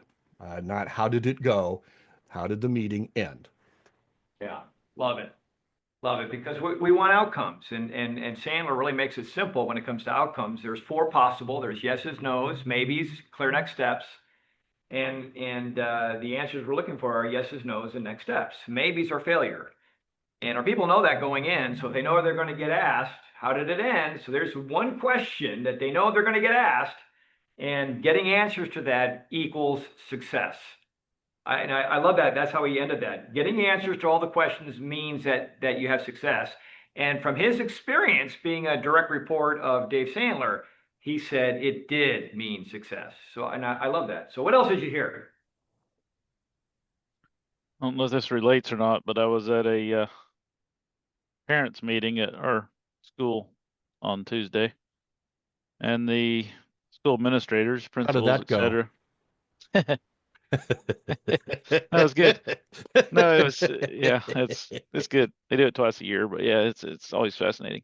But no, one of the things the school administration was pleading with us as parents to quit saying, "How'd your day go?" Because you know what you get out of a teenager, you get good. They said, asked, and they gave us a list of questions, but one of them was, "Can you show me some of the work you did today?" I don't know if that applies. Like, I'm just thinking about like when the guy comes back from sales call, can you show me, like we have a list of a laminated list of objectives that I've kind of built around Sandler that I've given to a couple of guys when they go out on the road, and we're using the same one, very similar one to the team in Europe. So they know that, you know, the objectives out of the call, basically every call, if it's end user anyway that we've never been to, there's certain things we just want to know about that person. So asking like, can I see your work? Basically, show me that. I don't know if that relates, but I thought it was cool that he said tell them before they go in the call what you're going to ask them after. I thought that was really cool. So here's what I would like to do, folks. He said, come up with the questions that you want to ask. So can you all see my whiteboard? Hopefully you can. Let me. Can I get that? I want that to be bigger. I don't know how to make that bigger, but hopefully you can see that. So Sean, you said, how did the meeting end? I think that's a good question. So my thought is that we all should have that question on our list. And all your people should know that you're going to ask this question before they go in to the conversation, so that they'll have an answer ready for you when they come out. And as long as they know that maybe is unacceptable, then watch how they'll manage themselves in the call. All right, but come on, we need more than just that one. What might be some, I mean, because he said it right here. Publish your debrief questions. Publish them. So we're publishing them right now. What would be another one? Give me another good question that we should ask our direct reports before they go into the meeting itself. The questions that we're going to ask. What was the concluding upfront contract? Oh yeah, okay. So concluding. So what was the contract you set to end the meeting, right? Because if it's a clear future, folks, then the contract will explain exactly what that clear future is, and hopefully in some pretty good detail. Hopefully. Again, I think when you hear what that contract is, that'll even gauge the success of the meeting. Give me another one.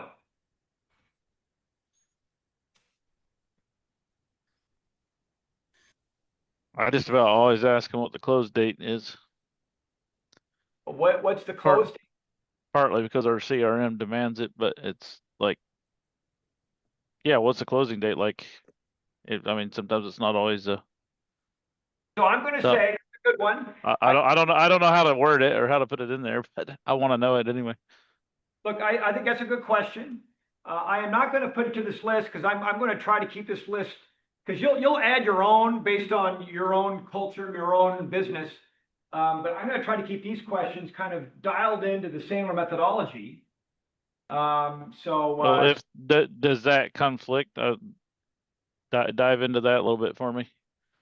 Well, look, when I asked the question, what was the contract you said at the end of the meeting? I have a feeling because at Sandler, the close is in the contract. I think right then is when you would find out about the close date. That second question, when you would find out about the close date, because folks, we train our people to do the close in the contract. If I provide you what you are looking for and you are satisfied with what you see, and we both agree that it's affordable, then I'm going to expect you to buy it. You see that the close is in the contract. And so if they set a contract at the end, if it's not closed yet, then we'll have another meeting. But if it is, then you're going to find out on that question. So Carl, I'll throw in another one that I know Tom and I have talked with our team about. And then were you able to either determine or confirm the disc style of the prospect?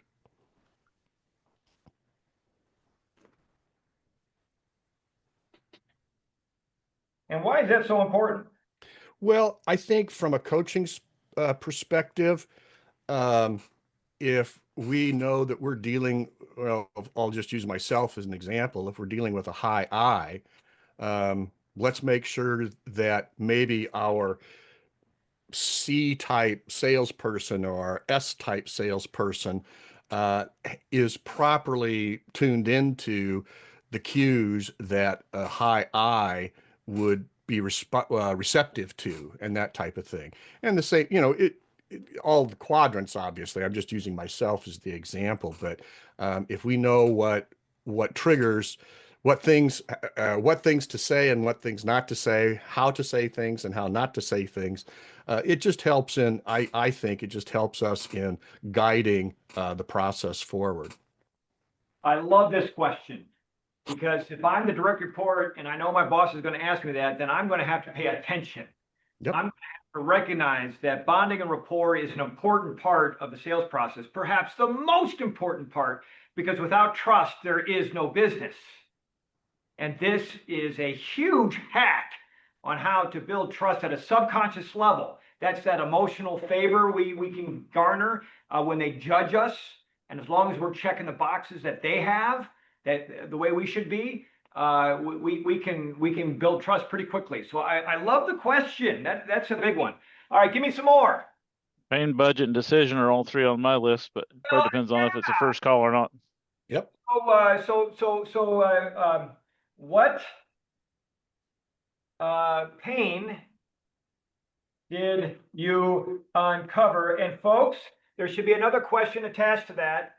How much is the pain costing them, right? We got to quantify it, get them prepared to do that. What I love about the AI coach is that it actually looks for that. It not only does it look for you to see if you found pain, but then it looks to see if you quantify it. It's pretty cool. All right, and then you also have pain budget decision. So did you uncover any money that the prospect has set aside for us? I like it. And then you said decision. Tell me what you learned about the prospect's decision process. I love it. By the way, did you see why I say that the debrief is one of the most powerful things we as sales leaders can do to drive the sales culture? Because I'm telling you, if your people are going into the meetings knowing that these are the questions that they're going to be judged on, man, they have to open up their Sandler book to say, how do I find decision? And then they have to start hacking out the questions that are in there. Say, I better bring these questions in. And it can drive the behavior and the culture that you're looking for. All right, I like that. Any other ones? Any other ones?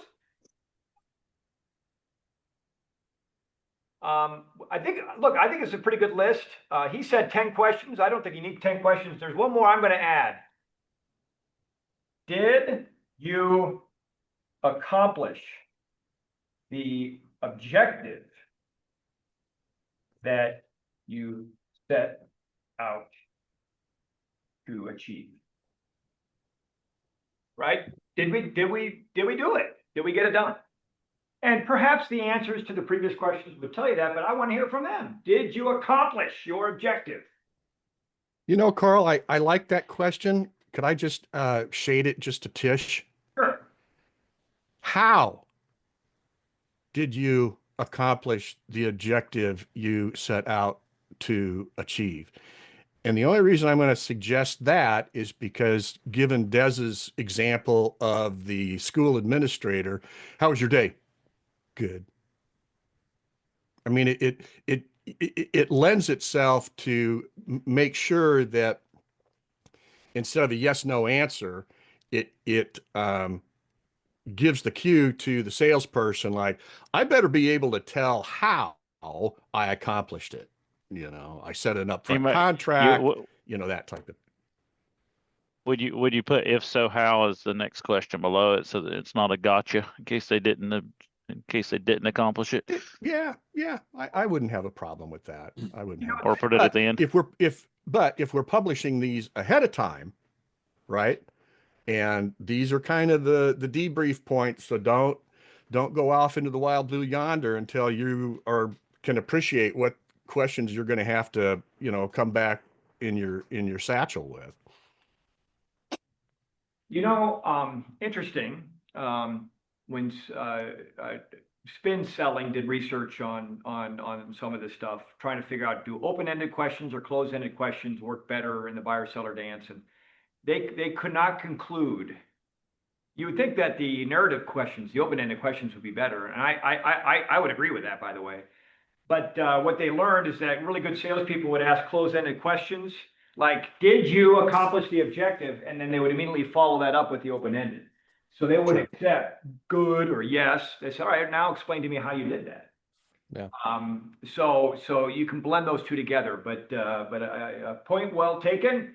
And sorry for the misspellings. Hey, there's a list you could hack right there to start your publishing. And then give it to everybody and tell them that, hey, when we do debriefs, if I'm debriefing you, these are the questions we're going to ask you. If you're going to debrief yourself, ask yourself these questions. And this will be a powerful way to help get people to toe the line and get on board and quickly. All right. Excellent. Okay. Hey, wait a minute. I got another idea. Okay. I don't have that many, but when I do, I feel like I owe it to this team to share it out. Is that okay? Sure.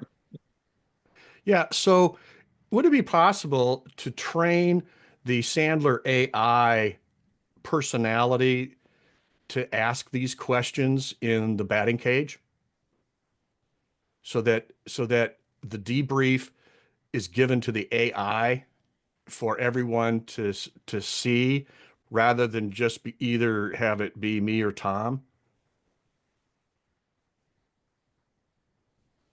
Ask that question again. Well, okay. So again, I'm talking about the Sandler AI batting cage. Okay. And a lot of that is right now, today, we're predicating it on prospecting in the 30-second commercial.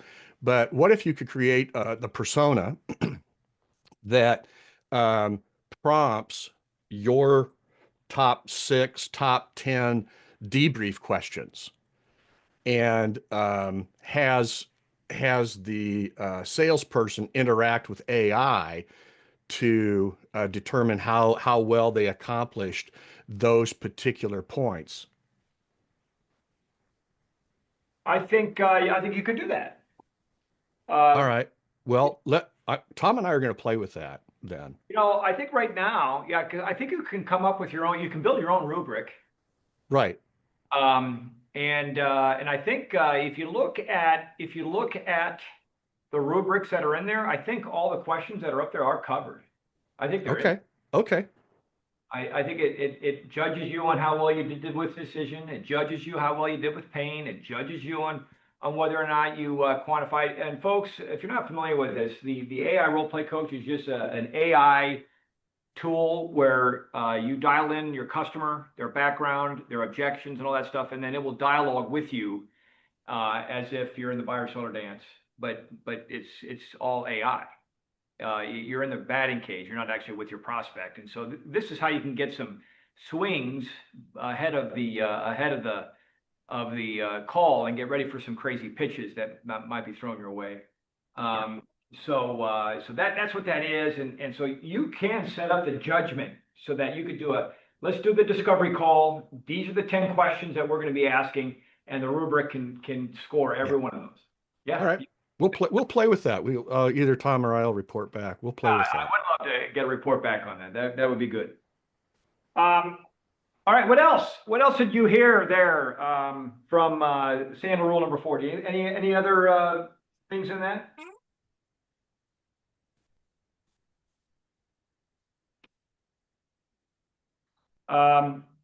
So just a couple things, some warnings. Debriefs are not meant to be a I gotcha moment. This is not meant to be an ego trip where you're trying to stump the sales guy and demonstrate that that's why you're the manager and they're the sales guy. So that has to be taken off the table. And truly, if you're trying to get information out of a call that is meaningful, kind of like asking the school kid, meaningful information about their day, then making sure that they have a set of questions like the ones we put up on the board, I think are world class. That's a pro tip right there, folks. So thank you, Dave. We appreciate that very much. All right. Well, we are at the moment where we can process some issues. We have about an hour here, and I'm not just trying to use up the time. Obviously, we have to be doing good things with the time that we're leveraging here. I do have coaching to success queued up, so if we don't have enough issues to process, I can do a little bit of reinforcement on the Sandler model for world-class coaching. We're prepared for that, but look, I would love to work through some of the issues that you're having, so I'm going to open up the floor. You all know that when you come here, you're supposed to bring some of your big issues that you want to have some dialogue about, because perhaps we can give you some light bulb moments here. So with that said, I'm gonna take some rules. What's our first one? Anybody? Some issues.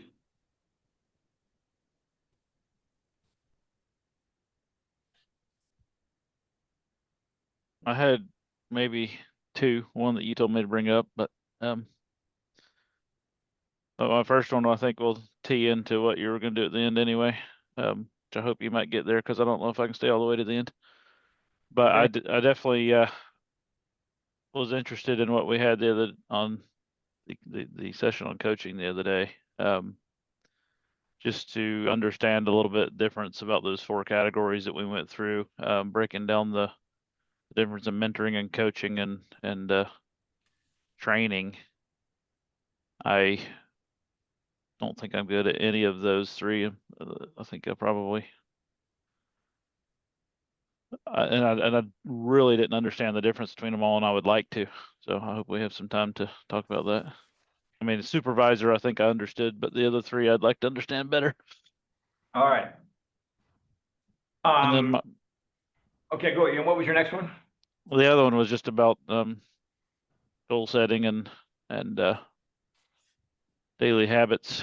I know we're halfway through the year, but I'm just finding it a struggle not to be in the whirlwind. And actually, I would really like to take what Gary's done in his business and do that in my life as well, not just my business. But how do we get the most out of the most important things and kick the other things to the side? Those are some pretty good issues. I like those. I think that would be beneficial to all. Anybody else have some things that are on their list?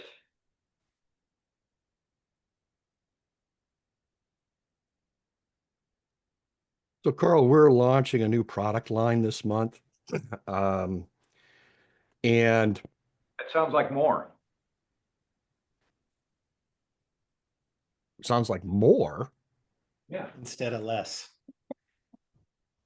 a new product line. Oh, I'm sorry. Are we talking about doing less with more? Doing, no, yeah, yes, we're doing less. No, we're gonna do more with more. Oh, okay. So we're launching this new product line, and I feel from a marketing, now I'm just going to say marketing perspective, I think we've got a pretty good program outlined. What I'm not sure about is we have not, and I would welcome this common response from this group. We have not established a separate commission schedule for this new product line, which is a reoccurring monthly, essentially software as a service platform. And I'm just wondering, Tom and I have not really defined it yet, and we're thinking that unless we do, our marketing efforts may fall flat because the sales guys aren't motivated to talk about the new product line, software as a service to our existing customers.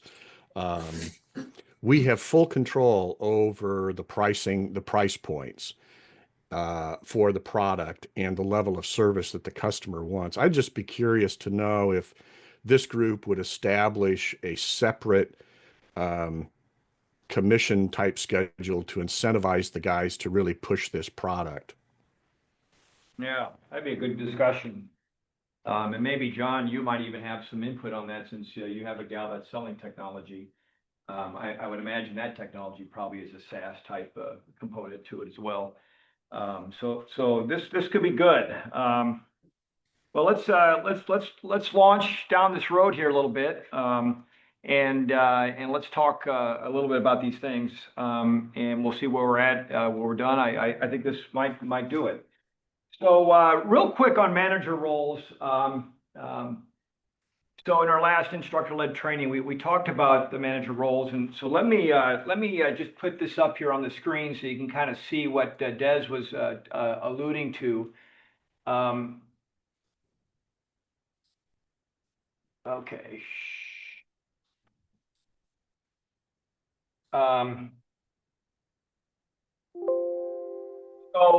So here's what we talk about when we talk, folks. We're talking about sales leadership. All right, this is not general leadership.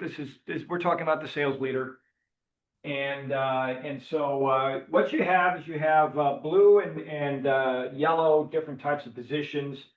One of them is given to us by title, meaning that just because you have the title, you have certain abilities to do things. And nobody can really question that, right?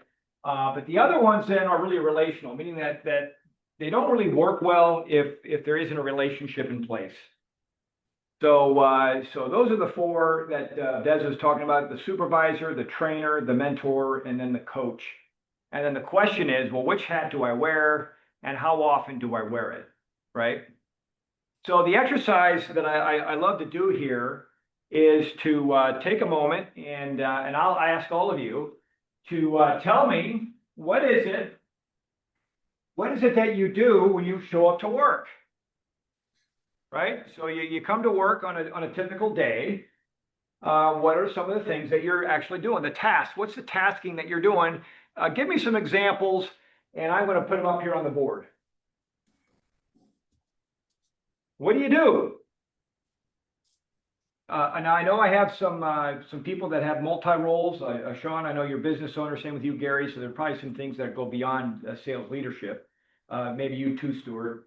But sales leader is what I'm really focusing on. What are you doing as a sales leader? What's the tasking look like? This is not a hard question, folks. If it is, then you have no idea what you do with yourself. Put out fires. Okay, put out fires. Now that's real. Now, is that a supervisor, trainer, mentor, or a coaching activity? Supervisor. Yeah. So let's put that up there. Let me get this to work. Am I not gonna be able to write on this?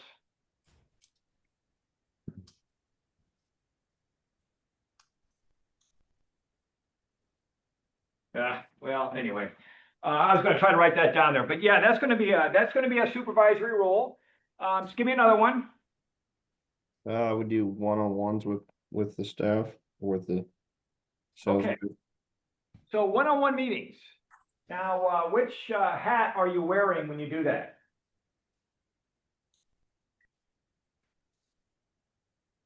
Could be any of them. Yeah, I kind of feel like it could be. Okay, Mostly coaching for me. okay. Now we got to be careful. I would say most managers, and I mean by a large percentage, think they're coaching when they're actually supervising. Okay, in other Yeah. words, when we meet, we're not asking, learning, sharing, and empowering. We are telling, dictating, holding accountable, and directing.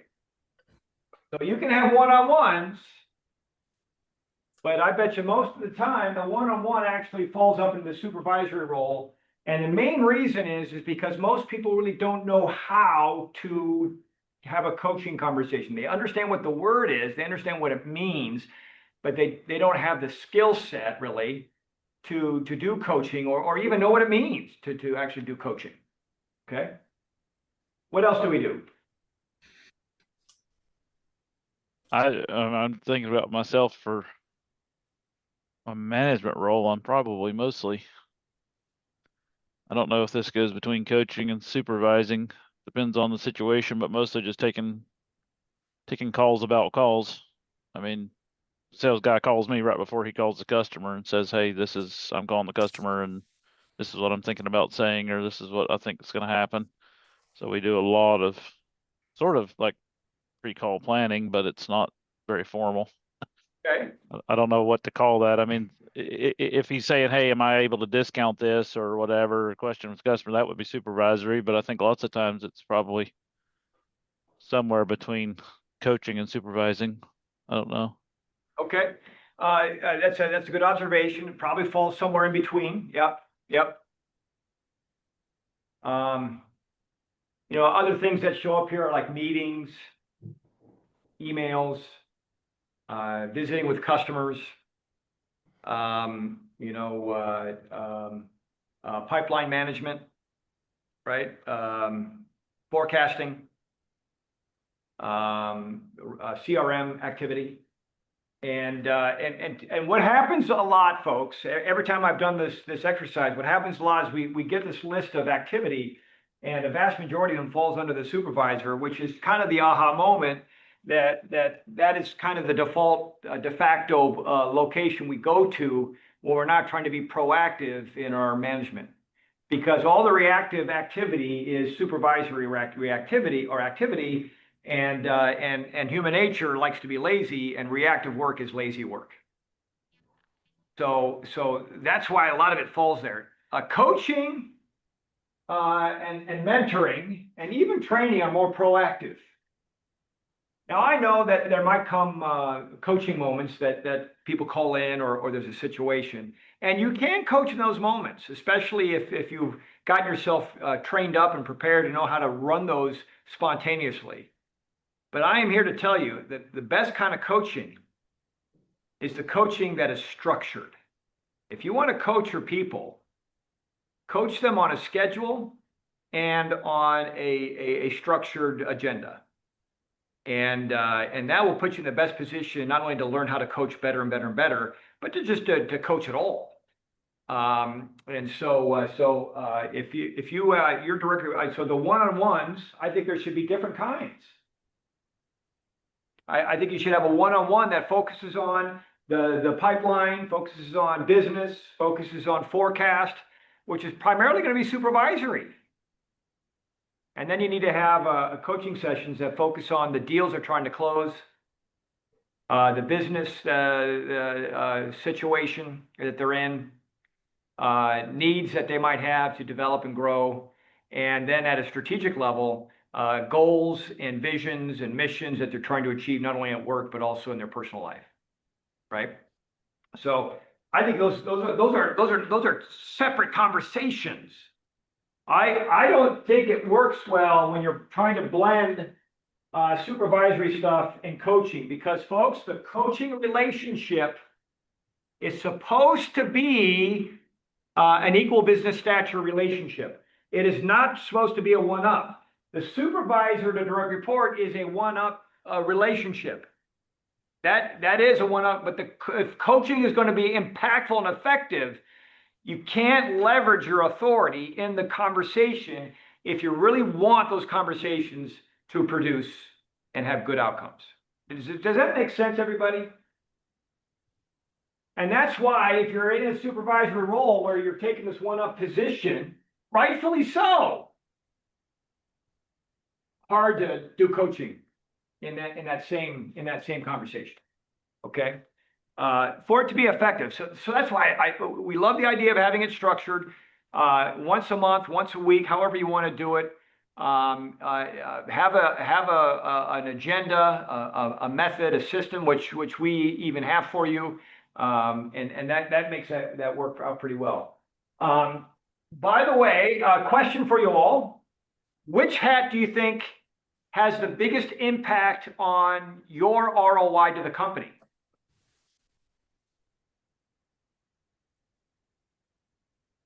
Coaching, I would say mentor or coaching. mentor coaching. Yeah. Okay, so Gary said, I think mentor and coaching kind of sometimes can get intermingled. okay, So in my mind, I think those two, and I know this is wrong, but I think they can fit together and you can do both. so let's talk about the small differences between the two, because right, they look similar. So coaching is all about trying to help your direct report, well, draw out what's already inside them to become more aware and believe that they can accomplish more.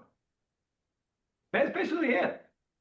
There should be no telling. It's all about asking, and it's all about getting them to realize. Remember how we have this rule that you can't sell anybody anything. They must discover they want it. That's coaching. That's coaching. You want them to do something, but through coaching, you get them to agree that they want to do it too, for their own reasons. That's coaching. Supervising is telling them they got to do it or else.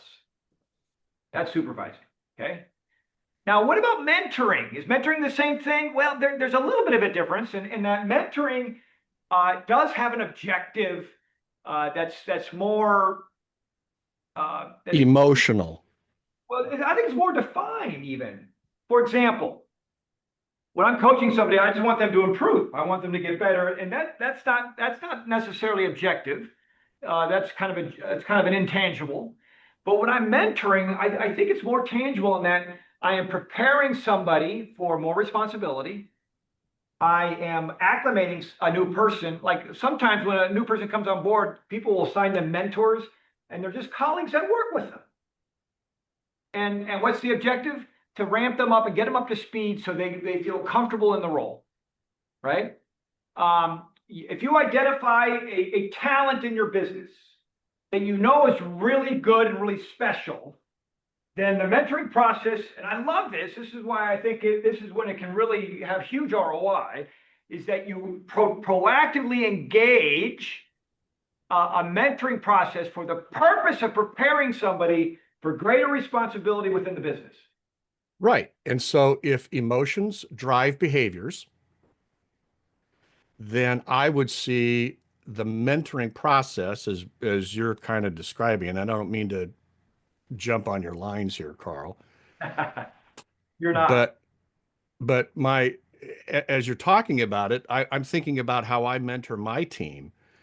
And that's really getting their emotional state aligned with where I see Protex going in the future and how I see them being a part of that future. And that I'm intentionally trying to help them grow emotionally to the point where they see benefit to themselves, their customers, and ultimately Protex, to do the behaviors that are going to be successful for them, our customers, and Protex. So to me, it's helping to condition and support their emotional position, but also to help them realize that those emotions are going to drive their future behaviors. And I'm very explicit about it. I don't hold back. I said, this is going to be an emotional conversation. You know, we're going to talk about it. We're going to, lead by example, those types of things. And these are one-on-one conversations, right? Oh yeah. Oh yeah. I wouldn't ask them to be vulnerable, emotionally vulnerable in a group. There are certain settings where that's helpful, and maybe necessary, but I think from what I'm trying to accomplish with Protex, I personally am much more comfortable one-on-one and in the circle of trust, cone of trust, whatever you want to call it. Yeah, that's well said. I think you're spot on. In fact, I love that word you said, conditioning. Getting people ready, both conceptually, I mean, maybe even more importantly, conceptually. I think that's spot on. Right. And believe me, I hammer away at the investment we've made, the investment we continue to make, and the investment we will continue to make in the Sandler process, because it has been such a force multiplier for us. So I just try to coalesce around, hey, this isn't Sean just blowing hot air, making stuff up. This is grounded in the science and the techniques that Sandler is about. So, I'm just trying to bring them into awareness of appreciating the depth and power of Sandler as much as I have experienced it and continue to experience it. So it's not just made up, happy talk. Folks, I don't know if you realized it, but Sean just gave you a hack, a pro tip that could blow the lids off of the performance of your business. Keep in mind, Sean owns the business. I mean, he's the culture setter, and he basically and you want to. I mean, the biggest reason why Sean's had great success leveraging Sandler in his business is because he's the one doing it, and everyone looks to him. So talk about mentoring the company in this culture and this way of doing business, and then the results that that produces. If you want to have a 100% guarantee on expanding, growing, multiplying business, then you need to get on the phone with Sean and talk to him. And I know he'll take your call and he'll love it and he'll want it, because part of his vision and his goal is to pay it forward. And how exciting it would be for him to see him help you guys build a culture that will multiply your business. He'll do that. I'm not speaking out of line here, am I, Sean? No, not at all. And thank you. Those are very kind words. Yeah, I've just decided I'm going to start paying it forward. And every once in a while, we'll get on the client-led sessions, and I'll put a note in the comments that if anybody wants to, role play or practice, or let me help them with their 30-second commercial, or, whatever, I am all in. And I'm a heck of a lot personable than the AI program. Be careful, Carl's trying to sell that. No, I know, but I don't charge. I see this as just an opportunity to pay it forward. Competition, Carl. Yeah, I'm okay with it. Good. No. So yeah, so there you see coaching and mentoring being big time ROI boosters. That being said, folks, I'm going to tell you, the norm is that most managers don't coach or coach very well. It is a skill, and if you really want to do this, then make sure you seek out some understanding and learning about how to really do some great coaching on that. Another thing you can use to differentiate these different roles, coaching and mentoring is one-on-one. Training and supervising can be one-on-one, but can also be done in groups, okay? And so that's another indicator in which hat you might be wearing when you're in different roles and different situations. So those are the 4 hats. Percentage wise, the question is, well, what percentage, right? I think the norm is most of our time is spent in the supervisory role. So what you'd love to do is be able to divide it up. Now, look, being a supervisor is important, so you're not going to take that to 0. I would say that this is a pretty decent number, maybe 25 to 30% of your time. Boy, if I could get equal time being a coach, or more, wow. I think there's big opportunity for you, your business, your team. Keep in mind that the coaching is a relational activity, meaning that if you have people that you have issues with, or you're crossways with, or the trust is being challenged, hard to have effective coaching conversations because they just can't get past that. And so it might be things you have to work on even ahead of actually trying to get into some real good coaching conversations. So, Des, what else? Other questions you might? I mean, is this helpful? I was wondering on the coaching versus mentoring conversation. I mean, some of the things that it was Gary or whoever was speaking up, that was kind of the same thing I was wondering when it came up the other day. But is there any one thing that something about not attacking the eye came up in that thing the other day? So is there any difference in coaching versus mentoring as far as when I'm looking at the identity versus the role of the person? Do they both fit into all these categories, or is there some that are more focused on one versus the other? Folks, I could be, argue with me if you disagree. I think on the surface, mentoring and coaching can look a lot the same. What's the difference being is that mentoring is more driven towards a particular objective or outcome or result, where coaching is just really more about improvement, performance improvement. Mentoring, you're trying to get people comfortable in the role. You're trying to prepare them for a greater responsibility. You're acclimating them to the culture that you desire. That's all mentoring. Coaching is about taking a person where they're at right now and leveraging the gifting that they have and the training that they've been given and then trying to get them to higher levels of performance in the role. And do you look at these roles as possibly different people that are in these roles, or is this always the bosses in all 4 of these roles, or do we look at you as the trainer and someone else that's been in their job that they're in before might be assigned as a mentor? And yeah, this is great guy. So when it comes to coaching, I think as a sales leader, I want to be that guy. No different than the coach on the football team. You got one coach, they're the guy that everyone goes to for that. I want you to be that guy for coaching. When it comes to mentoring, you can leverage the resources that you have to do mentoring. You can have other people do mentoring. Perhaps that might even have a better relationship with individuals than you. And you can leverage that relationship to do mentoring.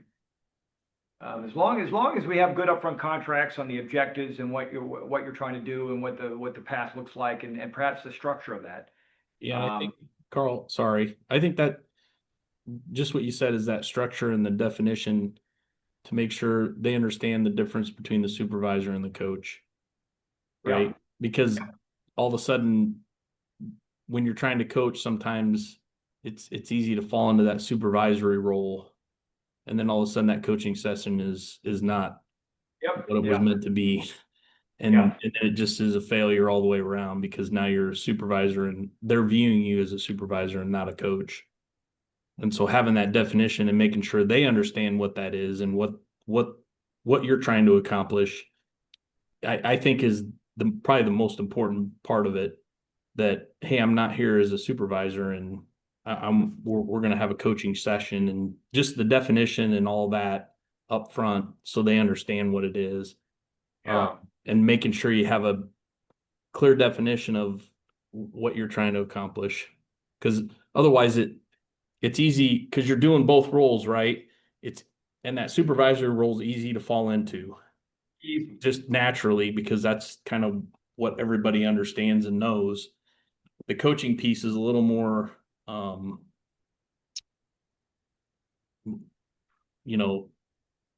not defined, I guess. It's harder to define. So, because that's where I fall. I have to really control myself to not fall into that supervisory leadership role when I'm doing coaching or mentoring, either one, to make sure that I don't cross that line, because then it just confuses them and you lose everything you're trying to accomplish. It's so true. It's so true. That you gotta be careful with that. I love the idea of transparency. In other words, don't be a secret coach. Tell them that, hey, this is a coaching session. This is what this means. I'm no longer your manager. I am your friend. I'm your colleague. And here's what we're gonna do. So yeah, you gotta kind of maybe change that or modify that a bit so that and be transparent about it so that they'll maybe engage that. And then as the coach, you got to be careful not to then jump all over them with supervisory demands when you're trying to coach. So I got folks. I look at the coachee session as a buyer seller dance, folks. It's a sales call. Treat it like a sales call. Meaning you start with upfront contracts. You leverage questions to find pain. You use the pain funnel to go deep. Now, it's not like you're going to find budget, but budget could mean something different. And, if we're going to agree to do things, then that might take some time, which has to be budgeted.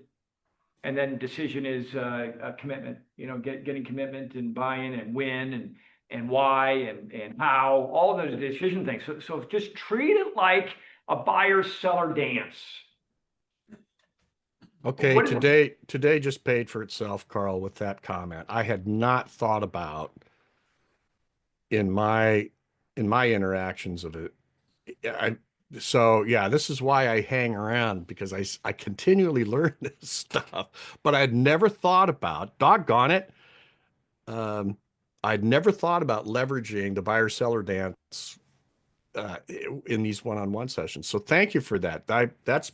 I think that'll be my big takeaway from today. Yeah. Well, and folks, think about what you're trying to do in the buyer seller dance. Are you not trying to cast influence and get people to buy into your way of thinking? You're trying to get the prospect to buy into how you think. And if you can get alignment there, you make a sale. That's no different than what you're trying to do with your direct reports. Yep.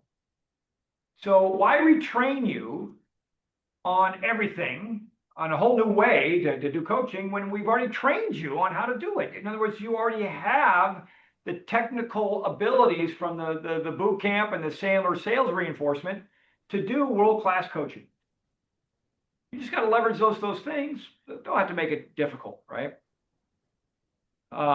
In fact, you could put the submarine out there and say, here's our sales call. Here's our coaching call.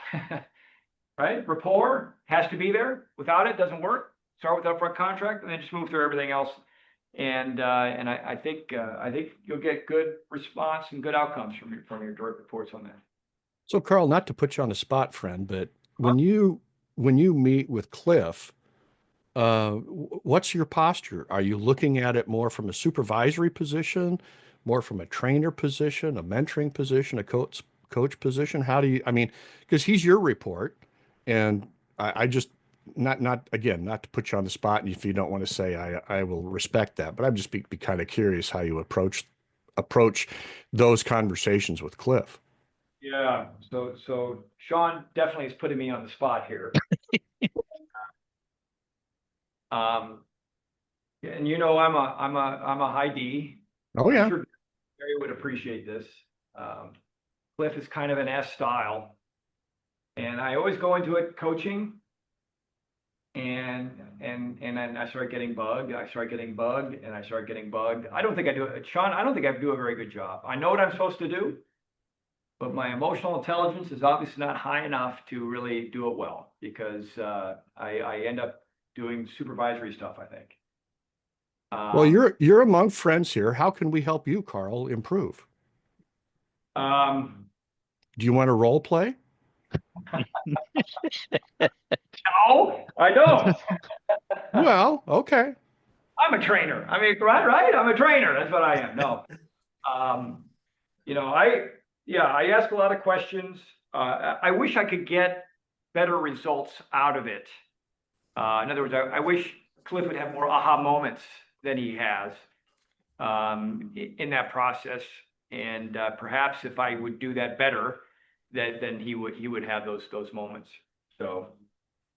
But it might be that those aha moments aren't visible to you, but he might reflect back on it being an S. You know, he might think Yeah, about it good hour point. after the meeting and come up with That's a good point.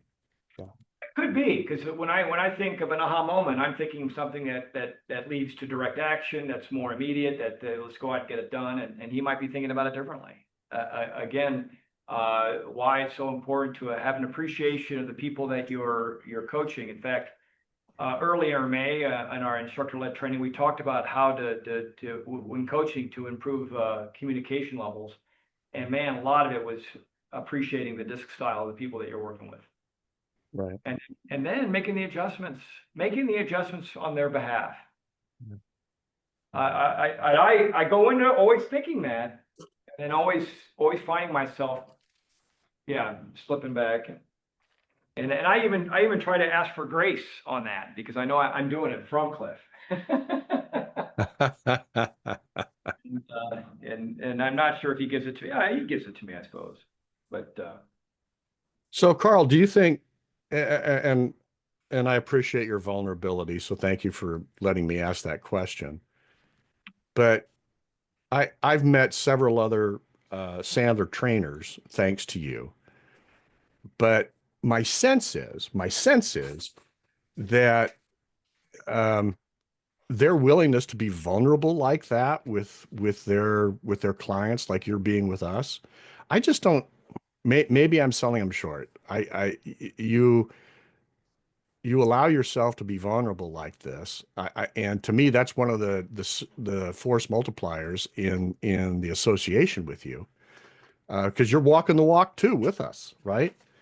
And I just wonder, do other Sandler trainers really allow themselves to be as vulnerable as you are with their clients? I think so. Okay. I think so. You know, when I think about the ones that work with our co-op, I mean, I think they do a pretty good job of that. I think that's why they have successful businesses. I think the ones that have a hard time doing that probably struggle more, to be honest with you. So, and one thing I know for sure is that we do get, when we are working together, just us coaches, we certainly are vulnerable and share our struggles, and that's a big reason why I think the network is good and strong. Sure. Works together. Sean, this reminds me of, she's probably 7 years ago. We did a book study at the cat dealership I was at, and it was Dare to Lead by Brene Brown. Oh, and yeah. That was, in my mind, you know, that was back when I had to be the smartest person in the room and not be and not be vulnerable. I hated that book until we got about 3/4 through it. And then I realized, yeah, James, you got to be vulnerable. Yeah. And Carl, you know, you do a really good job of he does. bringing empathy into sales situations. And as a D, it's really hard to slow down and work with your customers and listen. Yeah. And I think, Carl, you've probably taught me as much there. And it, you know, slowing down to me makes me take on the vulnerability as well. It's like, you know. that whole Yeah. nurturing parent, how can a customer get vulnerable with us if we are looking like we're going to attack them or something? Yeah. Yeah. Good point. So Des, the manager roles, we've talked about it. Is this good, or you want Yeah, to? no, we're good. I got it. I actually have formulated a couple of plans for both of my people while we've been talking here. So Okay, good. I Excellent. realize I don't have 20 to worry about, thankfully. So Sean, so this new product launch, let's dialogue about that. I'm excited about this. So maybe fill in the gaps a little bit more, and then everybody, let's see if we can help Sean with this. Go ahead. So technology moves forward. The traditional, what they call the plain old telephone services, POTS, POTS, the old copper lines, are no longer being supported by the telephone companies as directed by the FCC. And so for life safety systems, fire alarm systems, security systems, we have throughout the country, many of these critical systems are still transmitting their signals to a central station or to the fire department using these old copper lines. And the FCC is allowing the telephone companies to basically ignore them, basically don't maintain them, don't put any new in, this kind of thing. And so the our new product is called ProConnect Max. It's a wireless 5G connectivity, wireless internet connectivity. And we have signed an agreement with Verizon Wireless to rebrand their wireless 5G internet connectivity as ProConnect Max. And so we have any number of existing fire alarm and security system customers who are currently paying north of $120 to $150 per month per copper line to continue to have their alarm systems monitored by the fire department or the central station. And so our plan is to reapproach those customers with the option and the awareness that the POTS lines are no longer being maintained. When they die, they die. You won't know that they are dead.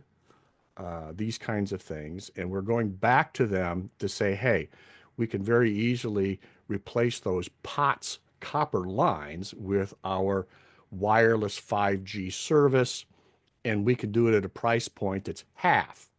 So we're charging about $60 a month for the service versus what they're paying at $120. So they're immediately realizing an immediate savings plus an assurance of the technology. So that's essentially what we're doing initially with the ProConnect Max platform. So the question becomes, should we take an approach to promote this new product service, which is software as a service or connectivity as a service? Should we incentivize our sales team with a different commission schedule if they are able to secure conversions for us? This is something Tom and I have kicked around. Like I said, we've got a great marketing program to create awareness through social media, email campaigns, targeted conversations with these current POTS customers. But I'd just be curious for this group if you guys would think that it would be beneficial for us to create a separate commission schedule for the sales of these connections for software as a service.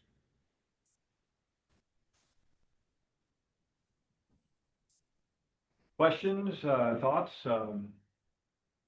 I can't help but think, Sean, listening to John's story earlier, have you thought about having a dedicated person on it?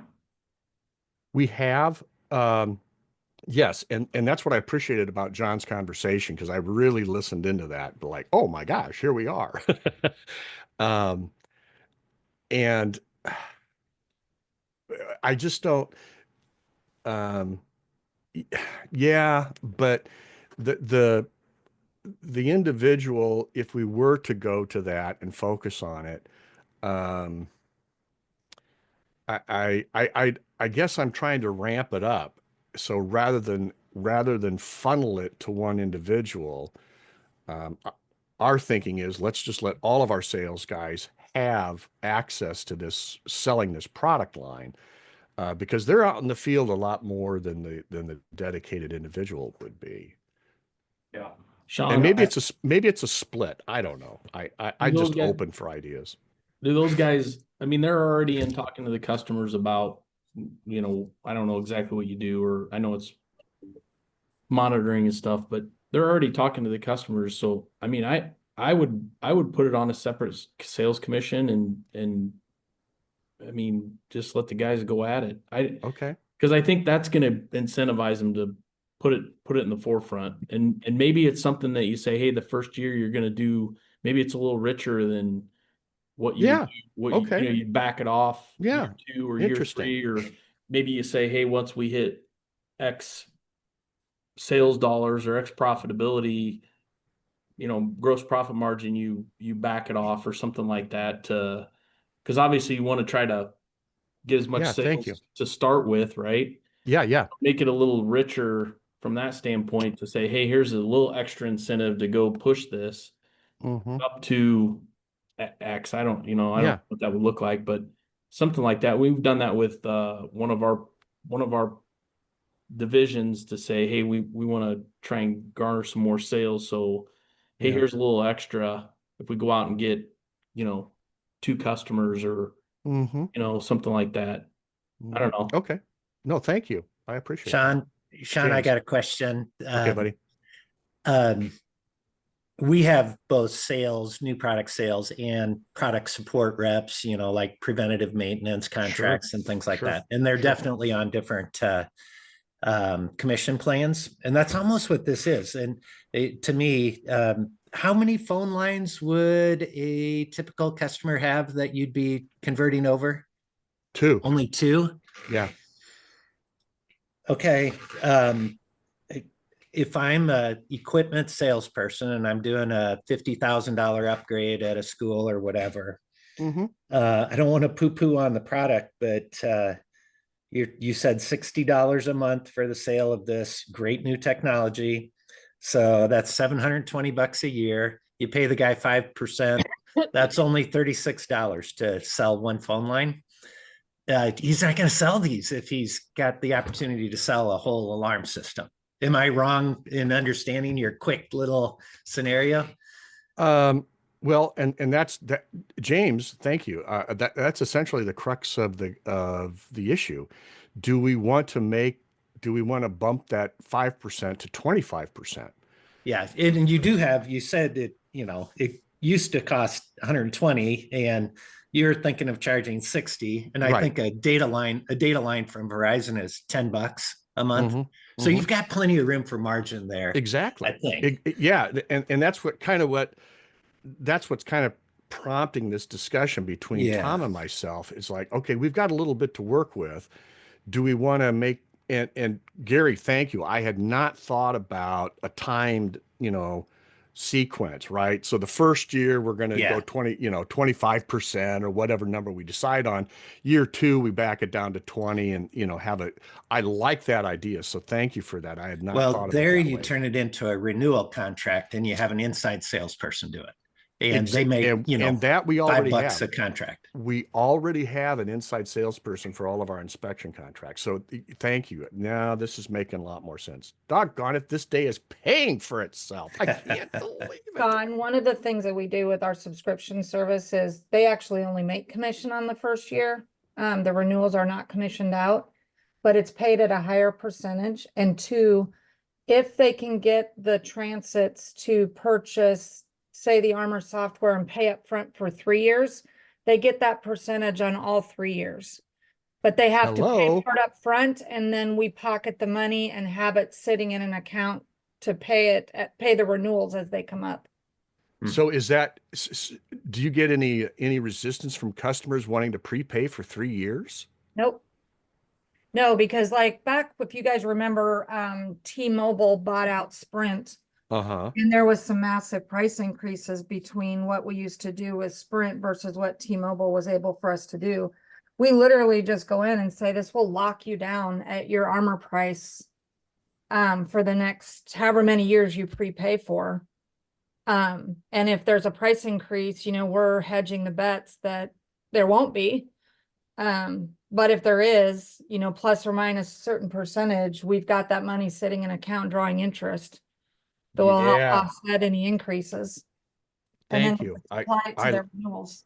I think that may be the linchpin right there, because we typically look at a 3-year contract, so it would align itself with what you're saying. So thank you, Kim. Yeah. I really appreciate that observation. Thank you.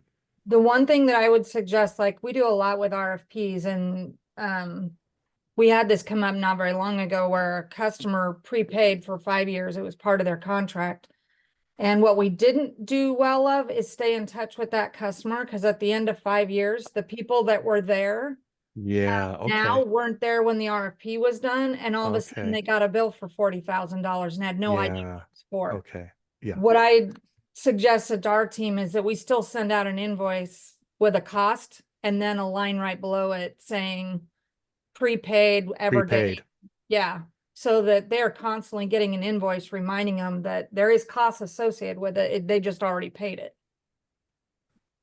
Yeah. Thank you so much. I really appreciate these observations. Thank you. You know, Sean, my only thought here is, yeah, just make sure your team doesn't take their eye off the ball. They're hitting a lot of home runs. We want to have them continue to hit home runs. So this is just an extra. So Yeah. they're focused on selling the core. So Yep. Nope. very exciting. Folks, we're getting close to the end. I want to do a quick rapid around the room, key takeaways. So we're going to go ahead and get that done. Kim, let's start with you. Key takeaways from today. Sorry, I had to find my unmute button. I would say one of the things that I was really paying attention to, even though I wasn't talking, is the where your coaching, mentoring time is spent. I mean, I literally at this point, a lot more of my time that goes to bottom dollar is honestly fixing processes to save money. We changed one this year that is going to save the company like $45,000. Didn't have anything to do with selling. It was just, we had a bad process and my team stepped in and fixed it. And now they're basically requesting the rest of the groups to do the same thing. But I do need to spend more time doing the coaching side of it. And as I keep telling my team, we need to do better at the upfront sale and setting expectations so that we're not trying to fix some of this stuff in the back end. Mm-hmm. Yeah, that's good. Very good. Thanks, Kim. James. My key takeaway is this is the first one of these sessions that I've attended, and I had no upfront expectations really, but man, I really enjoyed it. So my key You didn't know takeaway the is cast of characters that would show up to this well, thing? I thought that this one was going to be like where Angel did a thing a couple weeks ago, you know, and Yeah. talked about 8 slides, and I honestly thought that's what I was tuning into. But then when I saw it, like you said, the cast of characters, I'm like, okay, we can get into some good conversations here. So that's my takeaway, is to try and make this an important event when the meetings come up.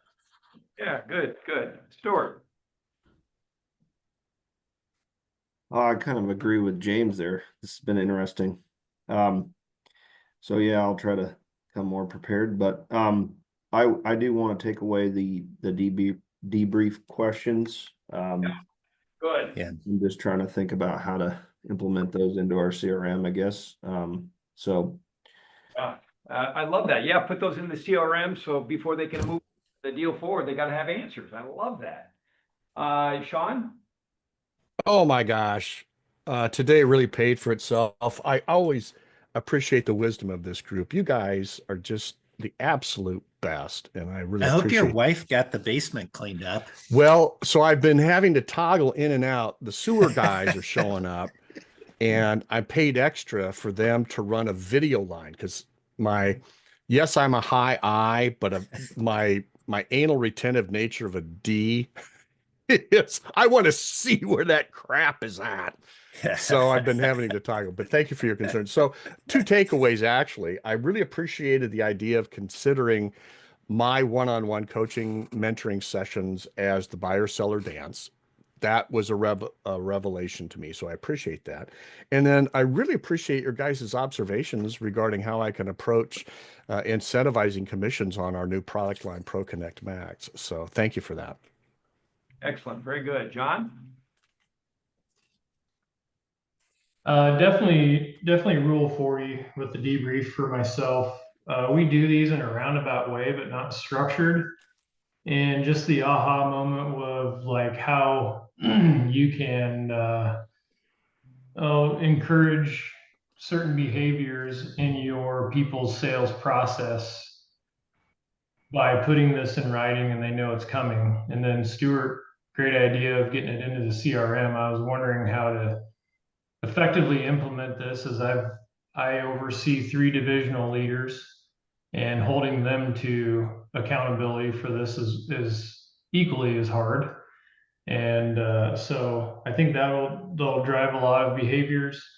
And then something I want to do is become more of a coach. So I appreciated learning the difference in coaching, mentoring, supervising, and the slippery slopes throughout, but trying to get more of that into my one-on-ones with my direct reports, so it'll leak our culture down into our salespeople. Yeah, good, excellent, very good. All right, Gary, you're up. Well, I don't have anything earth shattering, right? To echo Kim and James, it's been a minute since I've been on here. I think one of the things I just need to make time to at least get on once a month and be in this group, because there is good information here. The other thing, what Kim said, that coaching piece, you mentioned 25 to 30% of your time. That I definitely am well short of that, and probably need to spend some more time doing that.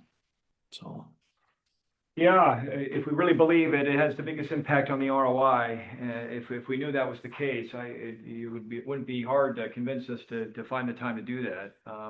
But we need the evidence, and a lot of great resources Sandler has on how to structure that, so that you go in prepared, you go in deliberately, and I tell you what, you said something earlier, Gary. When people are happy, when people are like their jobs, that's kind of like what coaching does. And I tell you what, that directly impacts the work product and everything else in the business. So Des, last one. Yeah, sorry, I am still here. Just kind of having a run in the background. Yeah, I had one takeaway was I finally understood why L&L didn't want to sell me the insulation I needed to go around the pizza oven I was putting in my house. So I got that figured out. And it's awesome. And it's understandable.